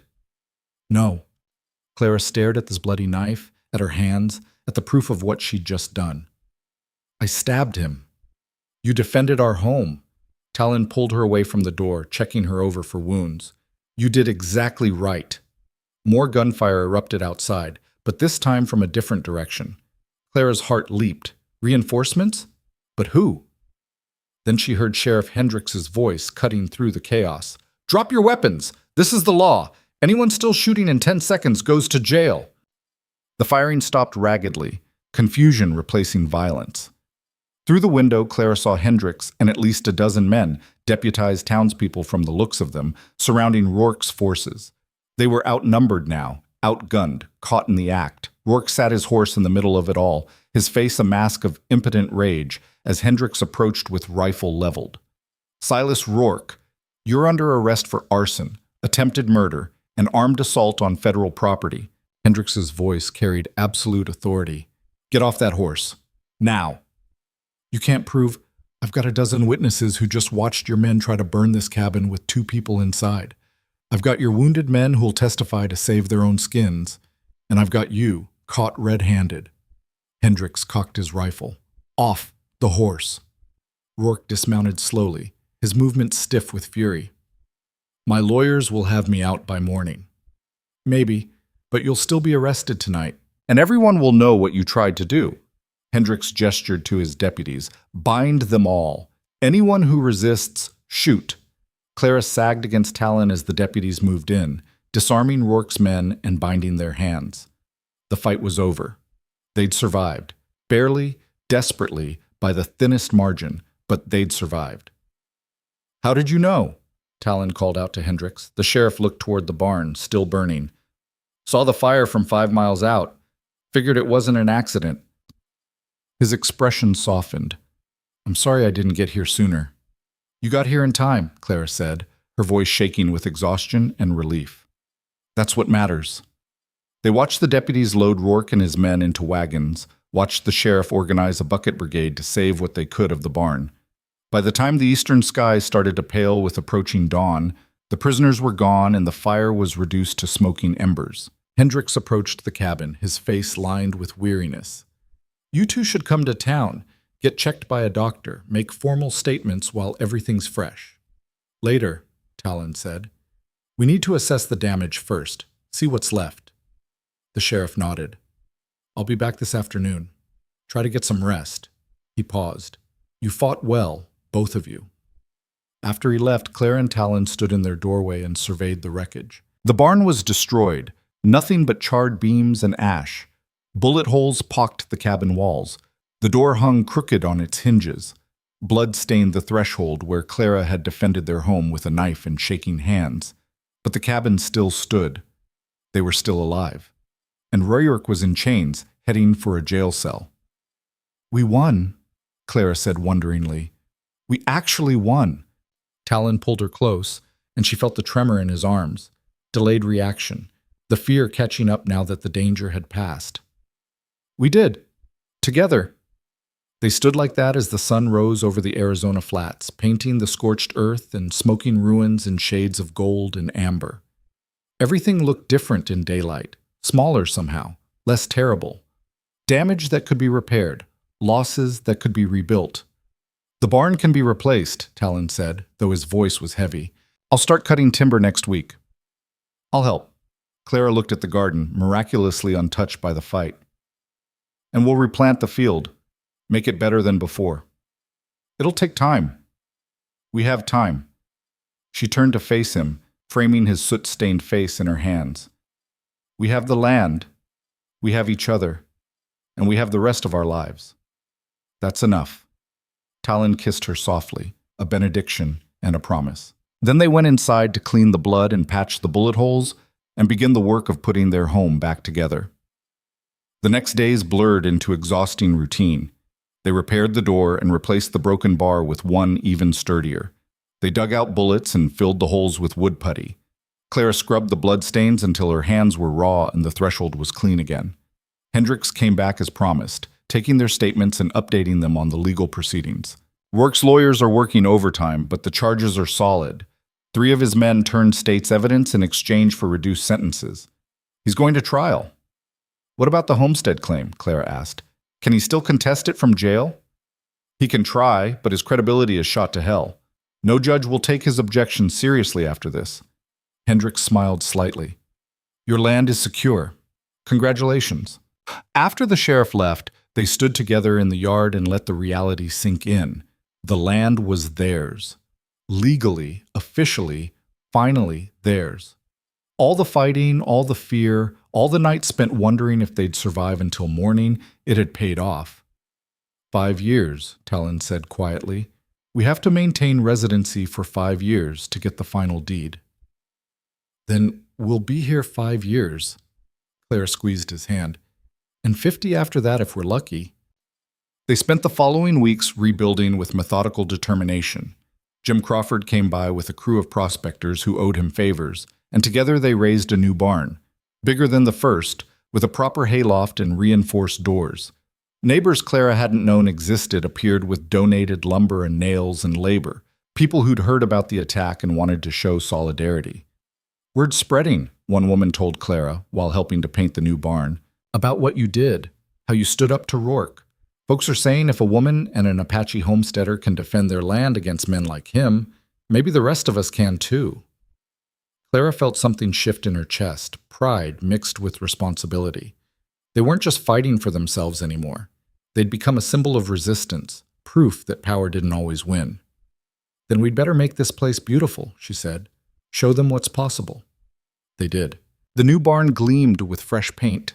Clara expanded the garden, adding rows of vegetables and herbs that would feed them through winter. Talon built a proper chicken coop and traded labor for a dozen laying hens that would provide eggs and meat. Together they transformed the scorched, battle-damaged homestead into something that looked lived in and loved, cared for, and permanent. 2 months after the attack, on a cool autumn morning that smelled of sage and coming rain, a wagon appeared on the horizon. Clara's first instinct was fear, more trouble, more fights. But Talon shaded his eyes and said, "It's the land office." Inspector Whitley climbed down from the wagon, his suit somehow still too warm for the weather. But his expression was different this time, not perfunctory, but genuinely impressed as he surveyed their property. "Mr. and Mrs. Gray," he said formally, "I heard about the attack. I wanted to see for myself that you were all right, and the claim was still being maintained." "More than maintained," Talon said. "We're building better than before." Whitley walked the property, examining the new barn, the expanded garden, the improvements they'd made to the cabin. He made notes, asked questions, nodded approvingly. "I'm updating your file to reflect these additional improvements," he said finally, "and I'm noting that you defended this claim against armed assault. That shows the kind of commitment the Homestead Act is designed to encourage." He offered his hand. "You've built something impressive here. I hope you get to keep it for a very long time."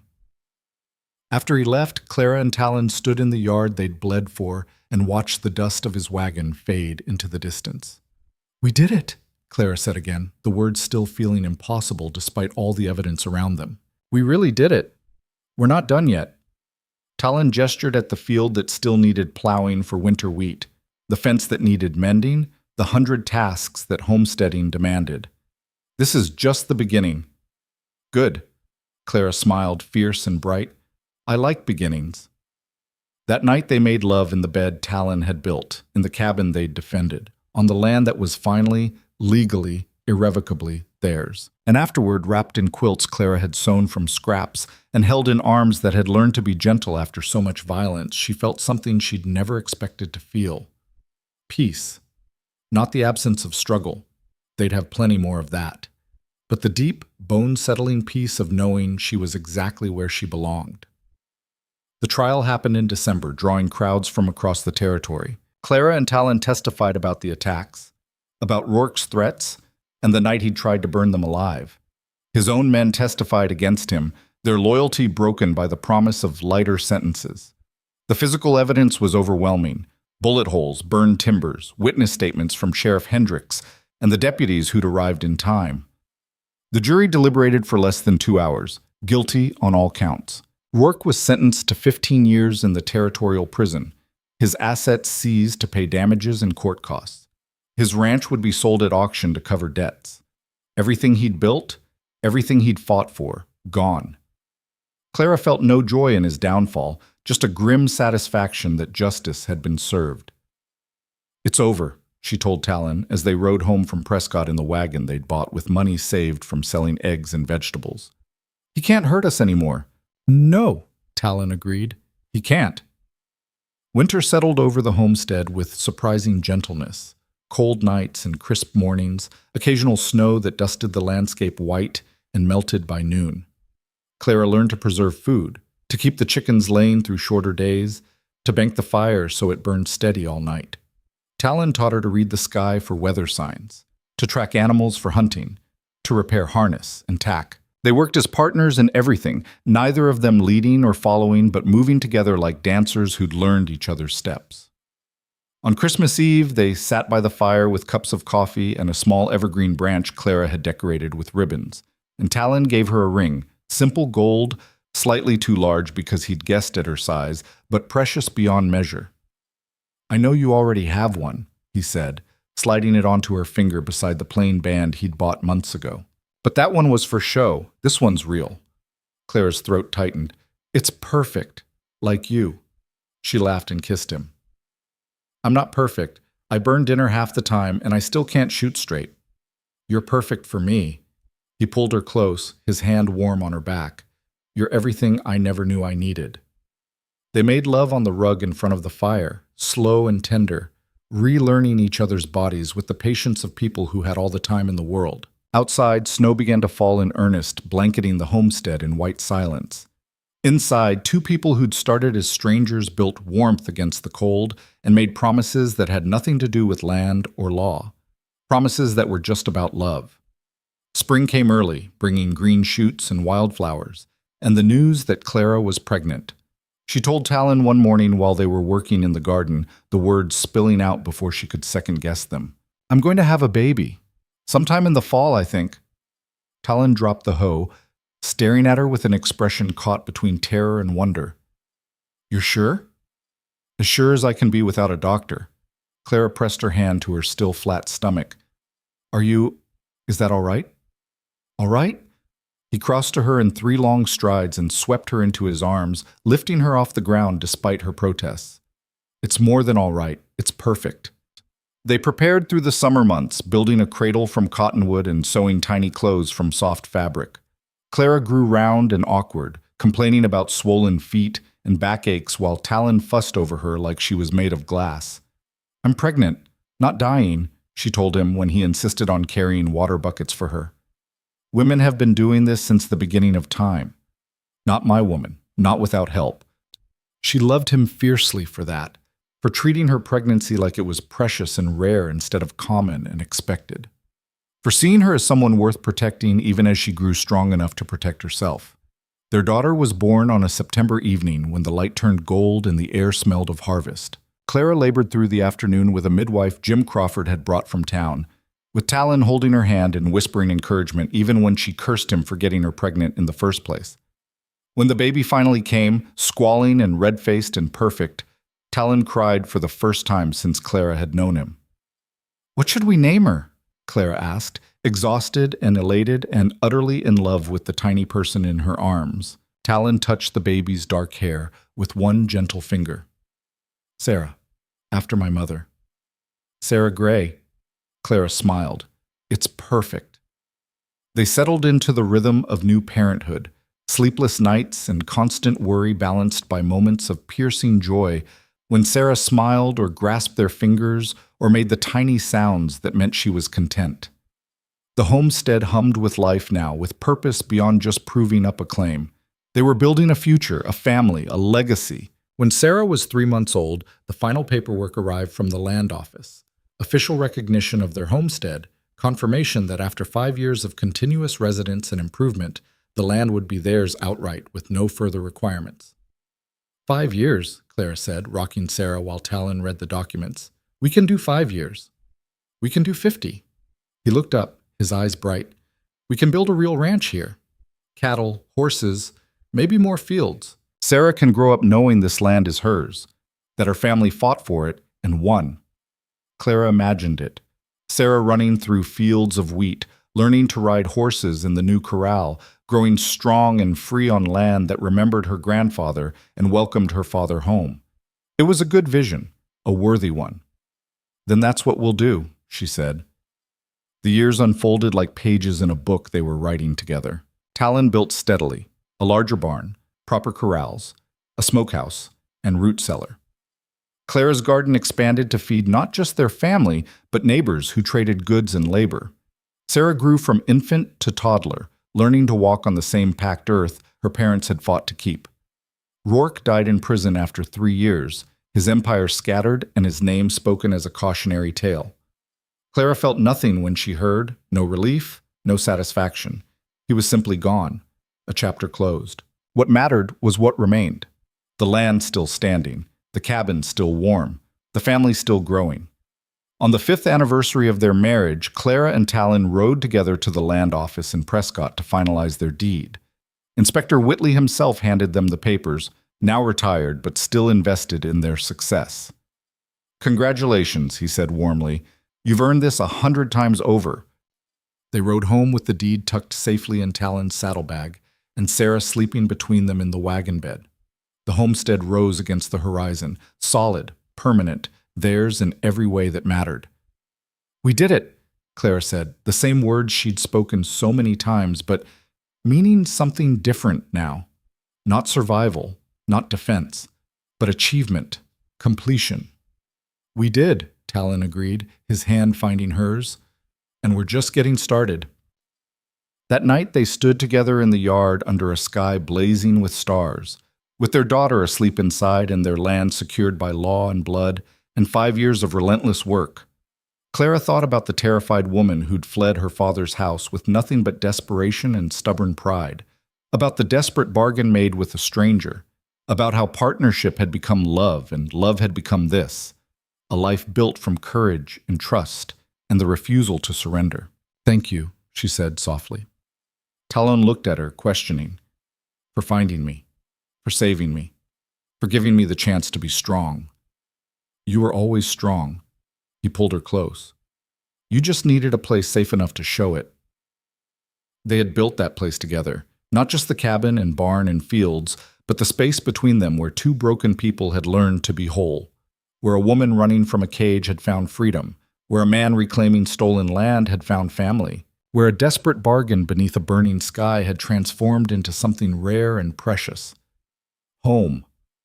The deed sat framed on the cabin wall above the fireplace, official paper and ink declaring to anyone who entered that this land belonged to Talon and Clara Gray, earned through 5 years of continuous residence and improvement, recognized by the United States territorial government and no longer subject to contest or claim. Some mornings Clara still caught herself staring at it, half convinced she'd wake to find it all a dream. The homestead, the husband, the life she'd built from nothing but desperation and choice. But Sarah's laughter was real enough, high and bright as the 3-year-old chased chickens around the yard while Talon repaired fence posts in the near pasture. The garden was real, heavy with late summer vegetables waiting to be preserved. The cattle lowing in the barn were real, the 6 head they'd managed to acquire through careful trading and backbreaking work. All of it real, all of it earned, all of it theirs. "Mama, look!" Sarah pointed toward the road where dust rose against the afternoon sky. "Someone's coming." Clara's hand went instinctively to the rifle beside the door. Old habits died hard, and the memory of Rourke's night attack still occasionally haunted her dreams. But Talon had already spotted the approaching rider and was walking toward the house with his easy stride, no tension in his shoulders. "It's Hendricks," he called. "Alone." Clara relaxed fractionally. The sheriff had become something close to a friend over the years, stopping by occasionally to check on them and share news from Prescott. She picked up Sarah and settled her on one hip, smoothing the child's dark hair as they waited. Hendricks dismounted with a slight groan. He was older now, the years showing in his graying beard and the careful way he moved. "Afternoon, folks. Hope I'm not interrupting." "Never," Clara said warmly. "Come in out of the sun. I've got cold water and fresh bread." They settled around the table Talon had built years ago, now scarred with use and memories. Sarah climbed into her father's lap, playing with the buttons on his shirt, while Hendricks accepted water gratefully. "I've got news," he said after drinking deep. "Some good, some complicated." Talon's hand stilled on Sarah's back. "What kind of complicated?" "Your father-in-law showed up in Prescott 3 days ago. Malcolm Whitmore. Says he wants to see his daughter and granddaughter." The glass in Clara's hand froze halfway to her lips. She set it down carefully, her pulse suddenly thundering in her ears. "My father." "Yes, ma'am. He's staying at the Grand Hotel. Asked me to deliver a message." Hendricks pulled an envelope from his vest. "Said he's been trying to find you for years. Wants to make amends." Clara stared at the envelope like it might bite. She hadn't thought about her father in so long, had deliberately buried those memories under layers of new life and hard-won peace. The man who'd locked her in her room and sold her to Rourke like livestock. The man who'd valued money over his daughter's freedom. "I don't want to see him," she said flatly. "That's your right." Hendricks set the envelope on the table.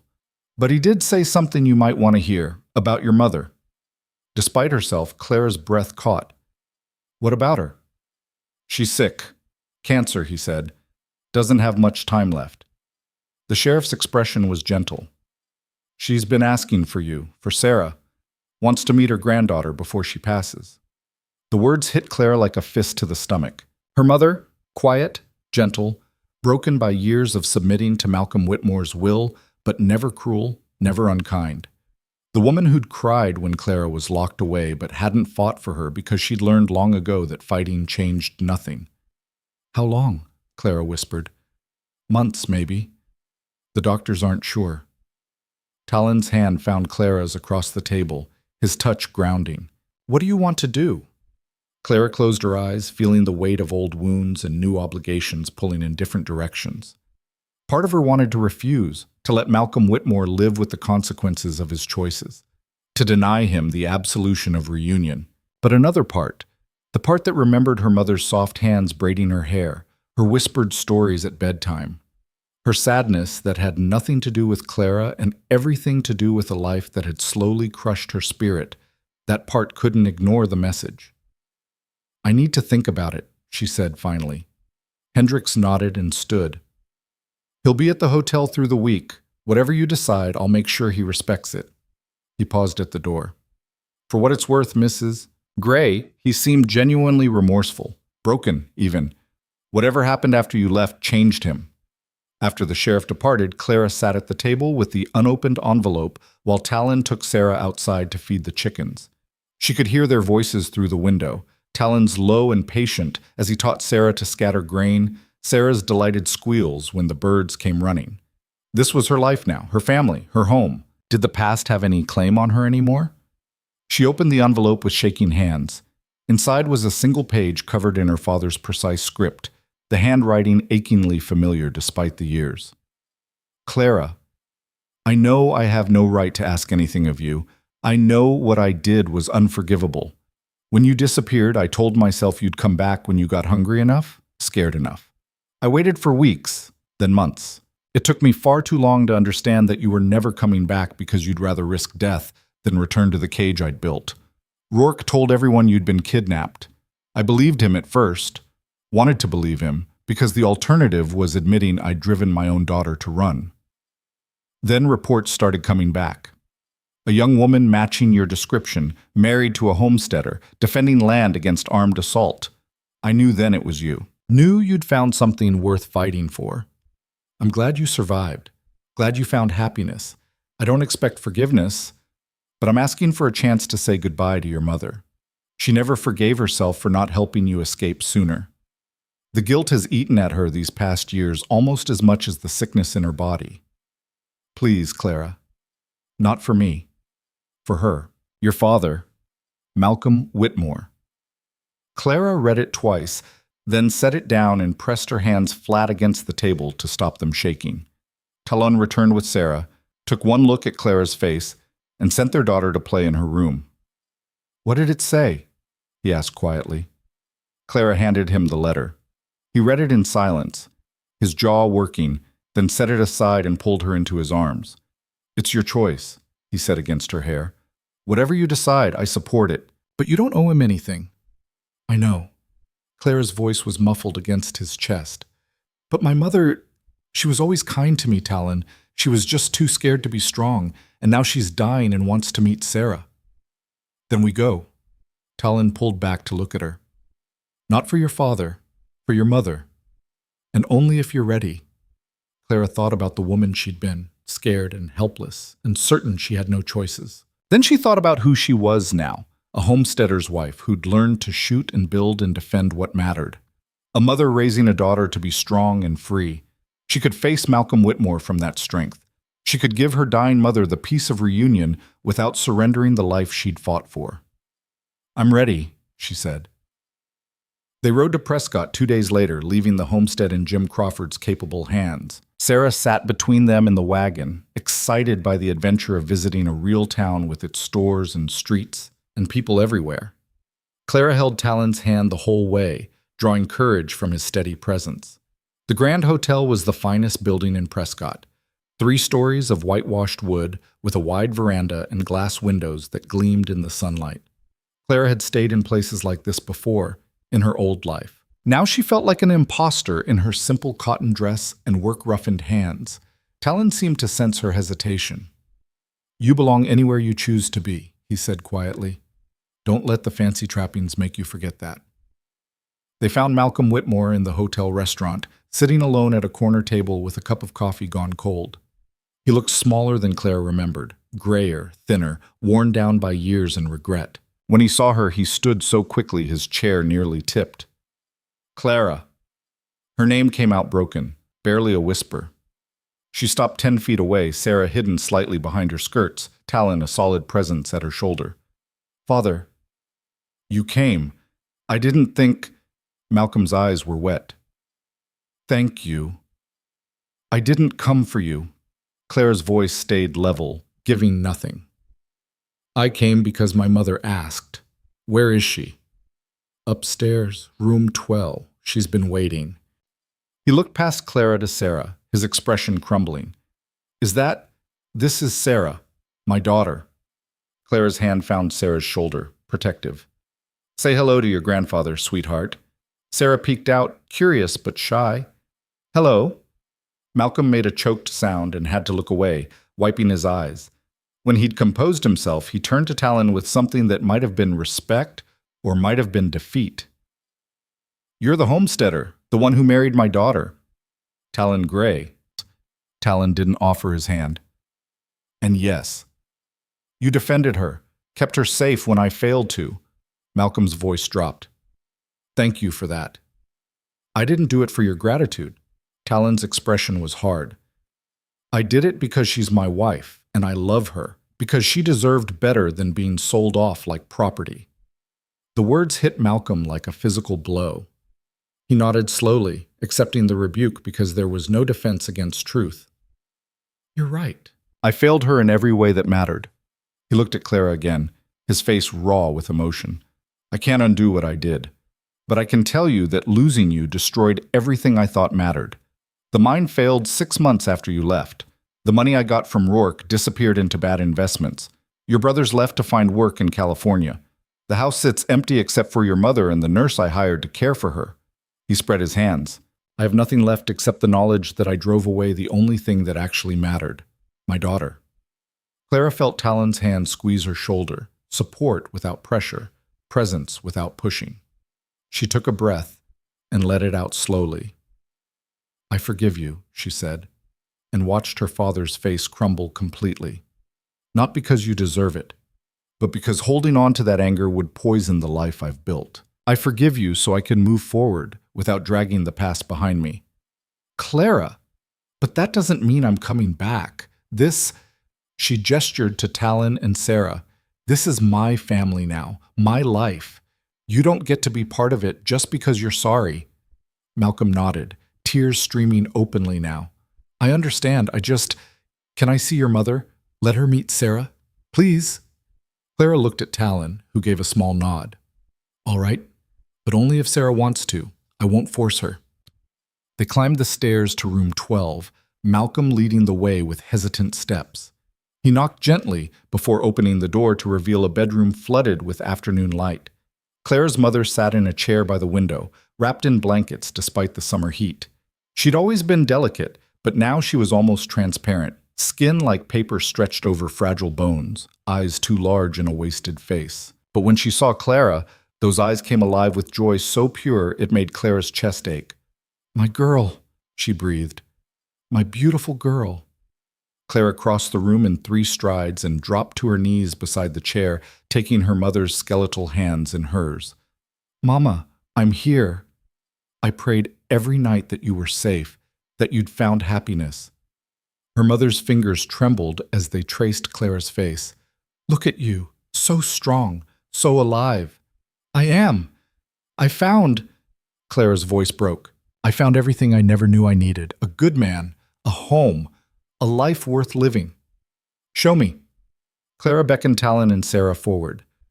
This is my husband Talon, and this is Sarah, your granddaughter. Her mother's tears came freely as she looked at them, at Talon's steady strength, at Sarah's curious dark eyes. Will you let me hold her, just for a moment? Clara lifted Sarah carefully and settled her in her grandmother's lap. The child went willingly, with the easy trust of someone who'd been raised with love and safety. You're very pretty, Sarah announced, but you look sad. Clara's mother laughed, the sound thin but genuine. I was sad, but now I'm happy, because I got to meet you. She looked at Clara over Sarah's head. You did it, sweetheart. You got free. You built the life I never had the courage to build. You could have come with me, Clara whispered. That night, you could have run too. I was already too broken, too afraid. Her mother's hand trembled as it smoothed Sarah's hair. But you weren't, and that's what matters. My daughter got out, got strong, got happy. They stayed for an hour, Clara's mother asking gentle questions about the homestead and their life, exclaiming over Sarah's stories about chickens and horses and the garden. Malcolm hovered in the doorway, not quite entering, smart enough to know he wasn't welcome in this reunion. When her mother's energy began to flag, Clara carefully took Sarah back and stood. We should let you rest. Will you come back before... Her mother's voice faltered. Before the end?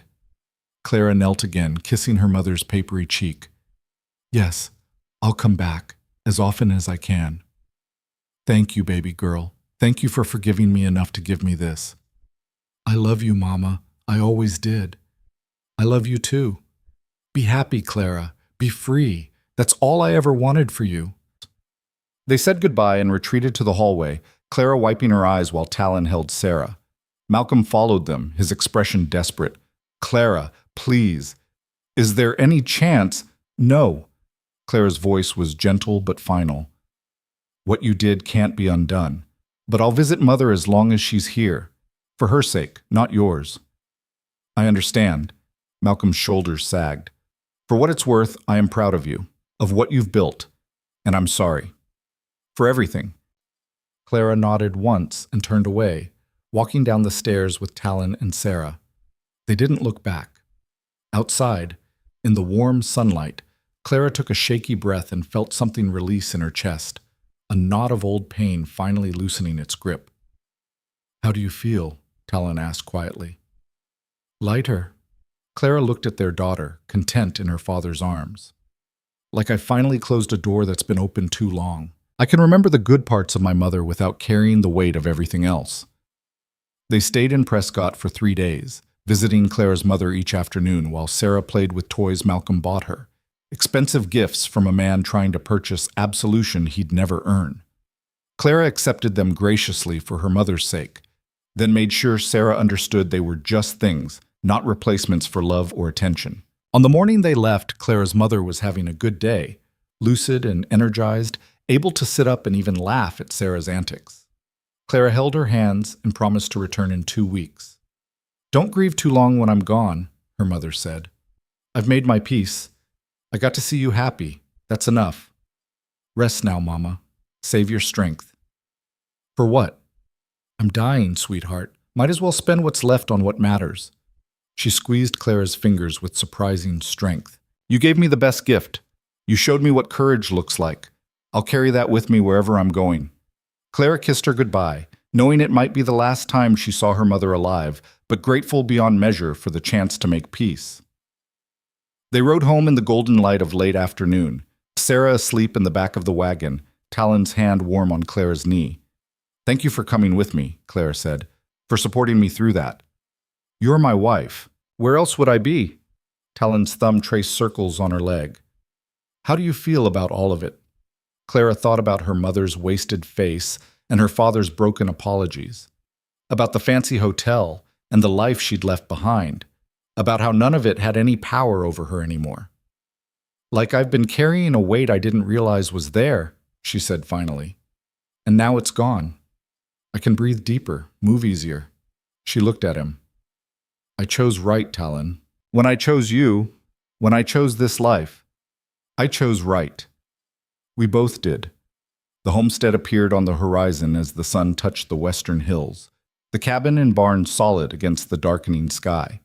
Smoke curled from the chimney where Jim Crawford had kept the fire going. The cattle were in their pasture.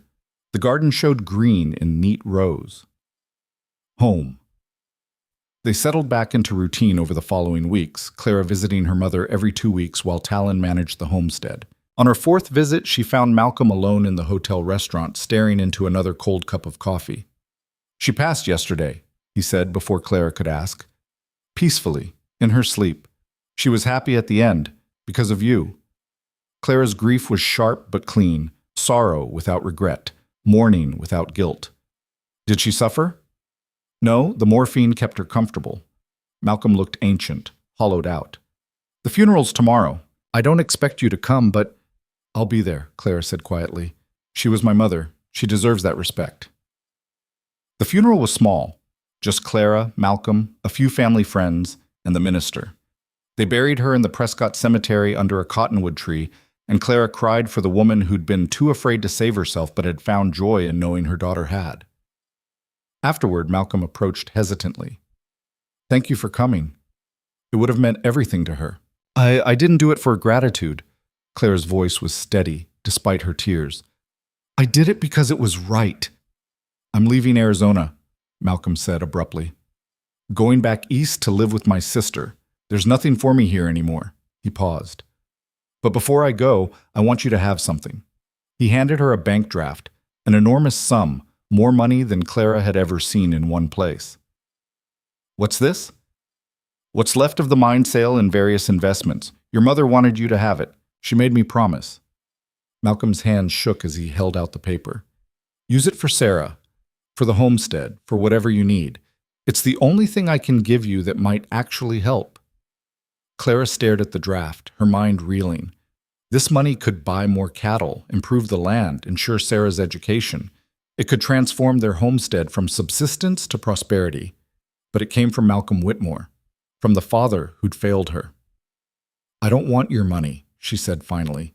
"It's not mine. It's your mother's. She saved it for you specifically." Malcolm pressed the draft into her hand. "Please, Clara, let me do this one thing right. Let me help you build the life you deserve." Clara looked at the bank draft, then at her father's broken face, then at the fresh grave where her mother lay. She thought about forgiveness and moving forward, about using the past's ashes to fertilize the future's growth. "All right," she said quietly, "for Mother and for Sarah." Malcolm's relief was palpable. "Thank you. And Clara, I know I don't deserve to say this, but I'm proud of who you've become. Your mother was right. You're the strongest person I've ever known." Clara nodded once, turned, and walked away. She didn't look back. She used the money carefully over the next year, buying breeding stock, hiring help to expand the fields, purchasing equipment that made their work easier and more productive. The homestead transformed from a hardscrabble claim into a thriving ranch. They hired 2 ranch hands, built a proper bunkhouse, fenced more pasture. But the real change was subtler. With the financial pressure eased, Clara had time to teach Sarah letters and numbers, to experiment with new crops and techniques, to help neighboring homesteaders who struggled the way she and Talon once had. One evening, as they sat on the porch watching Sarah play, Clara leaned against Talon's shoulder and sighed contentedly. "What are you thinking?" he asked. "That I've come a long way from the scared woman dying in the desert." She laced her fingers through his. "That I've become someone I'm proud to be." "You were always that person. You just needed the space to become her." Clara smiled. "We both needed that.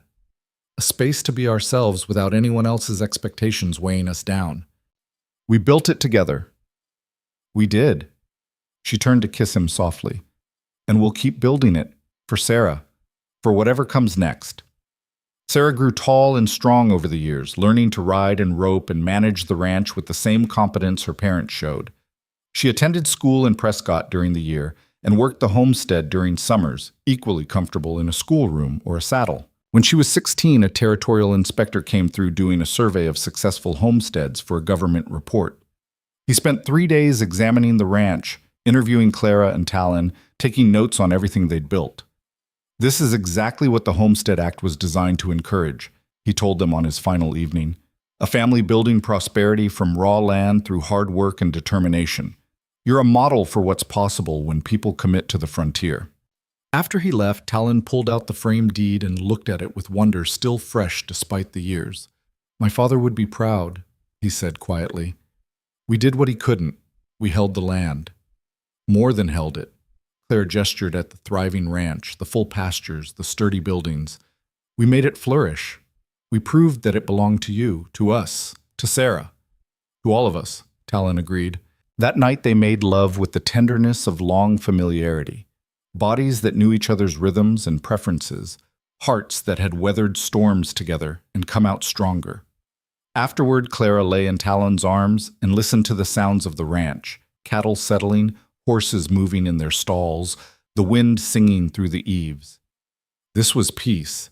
Not the absence of struggle, but the presence of purpose. Not the luxury of ease, but the satisfaction of meaningful work. This was home in its truest sense. Years continued to pass. Sarah fell in love with a young rancher's son from Prescott and married him in a ceremony on the homestead, under the cottonwood tree Talon had planted when she was born. They built a house on the far edge of the property and started their own family, adding grandchildren who ran through the same fields Clara and Talon had fought to keep. The territory became a state. Technology advanced. Automobiles replaced wagons. Telephones connected distant towns. But the homestead remained constant, a testament to what 2 determined people could build when they refused to surrender. On their 30th anniversary, Clara and Talon rode out to the place where he'd first found her, the broken well beside the alkali flats where a desperate woman had collapsed, certain she'd die. "I was ready to give up that day," Clara said, looking at the depression in the ground that had once been a well. "I'd run as far as I could, and it wasn't far enough." "But you didn't give up." Talon dismounted and helped her down, his hands still strong despite the gray in his hair. You fought. You survived. You built something incredible. We built it, Clara corrected. I couldn't have done any of this alone. Neither could I. That was always the point. He pulled her close, and she fit against him as perfectly as she had 30 years ago. We were both running from something, but we found each other and turned that into running toward something instead. Clara thought about the girl she'd been, scared and trapped and certain her life was already over at 20. Then she thought about the woman she'd become, strong and free, and surrounded by love, earned through choice and courage. I wouldn't change anything, she said. Not the fear, not the fight, not any of it, because it led me here, to you, to this life. Even the hard parts? Especially the hard parts. They taught me what I'm capable of. Clara looked at the horizon where their ranch sat in the distance, solid and permanent. They taught me that I'm strong enough to defend what matters, brave enough to choose my own path, and worthy of the happiness I fought for. Talon kissed her then, deep and thorough and full of 30 years of love and partnership. When they pulled apart, both of them were smiling. Come on, he said. Let's go home. They rode back together as the sun set over the Arizona desert, painting everything gold and crimson. The homestead rose to meet them, buildings that had survived fire and attack and decades of weather, land that had been fought for and earned and loved into productivity. Sarah was on the porch with her husband and children, waving as Clara and Talon approached. Smoke curled from the chimney. The barn stood solid against the darkening sky. Everything spoke of permanence and family and the kind of legacy that mattered. Clara dismounted in the yard and looked at everything they'd built. Not just the physical structures, but the life, the family, the proof that desperate choices could transform into lasting joy. She thought about the bargain made in desperation, the partnership forged in fire, the love that had grown from necessity into the truest thing she'd ever known. We did good, she said softly. Talon's arm came around her waist, pulling her close. We did better than good. We did impossible. Then I guess we're pretty good at impossible. He laughed and kissed the top of her head. I guess we are. They walked towards the house together, toward their daughter and grandchildren, and the life they'd spent 3 decades building. Behind them, the desert stretched endless and unforgiving, the same land that had nearly killed Clara all those years ago. But ahead was warmth and light and family. Ahead was home. And that made every struggle, every fight, every moment of fear and doubt worth it. Because Clara Whitmore Gray had started with nothing but desperation and stubborn pride, had made a bargain with a stranger under a burning sky, and had transformed it into something rare and precious, a life lived on her own terms, a love built on equal partnership, a legacy of courage that would outlive them both. She'd escaped a cage and found freedom. She'd nearly died and discovered strength. She'd made a desperate choice and turned it into the foundation of everything that mattered. And standing on the porch of the home she'd fought for beside the man she'd chosen and the family they'd built together, Clara understood with perfect clarity that she'd won something far more valuable than land or security. She'd won herself. And that was worth everything.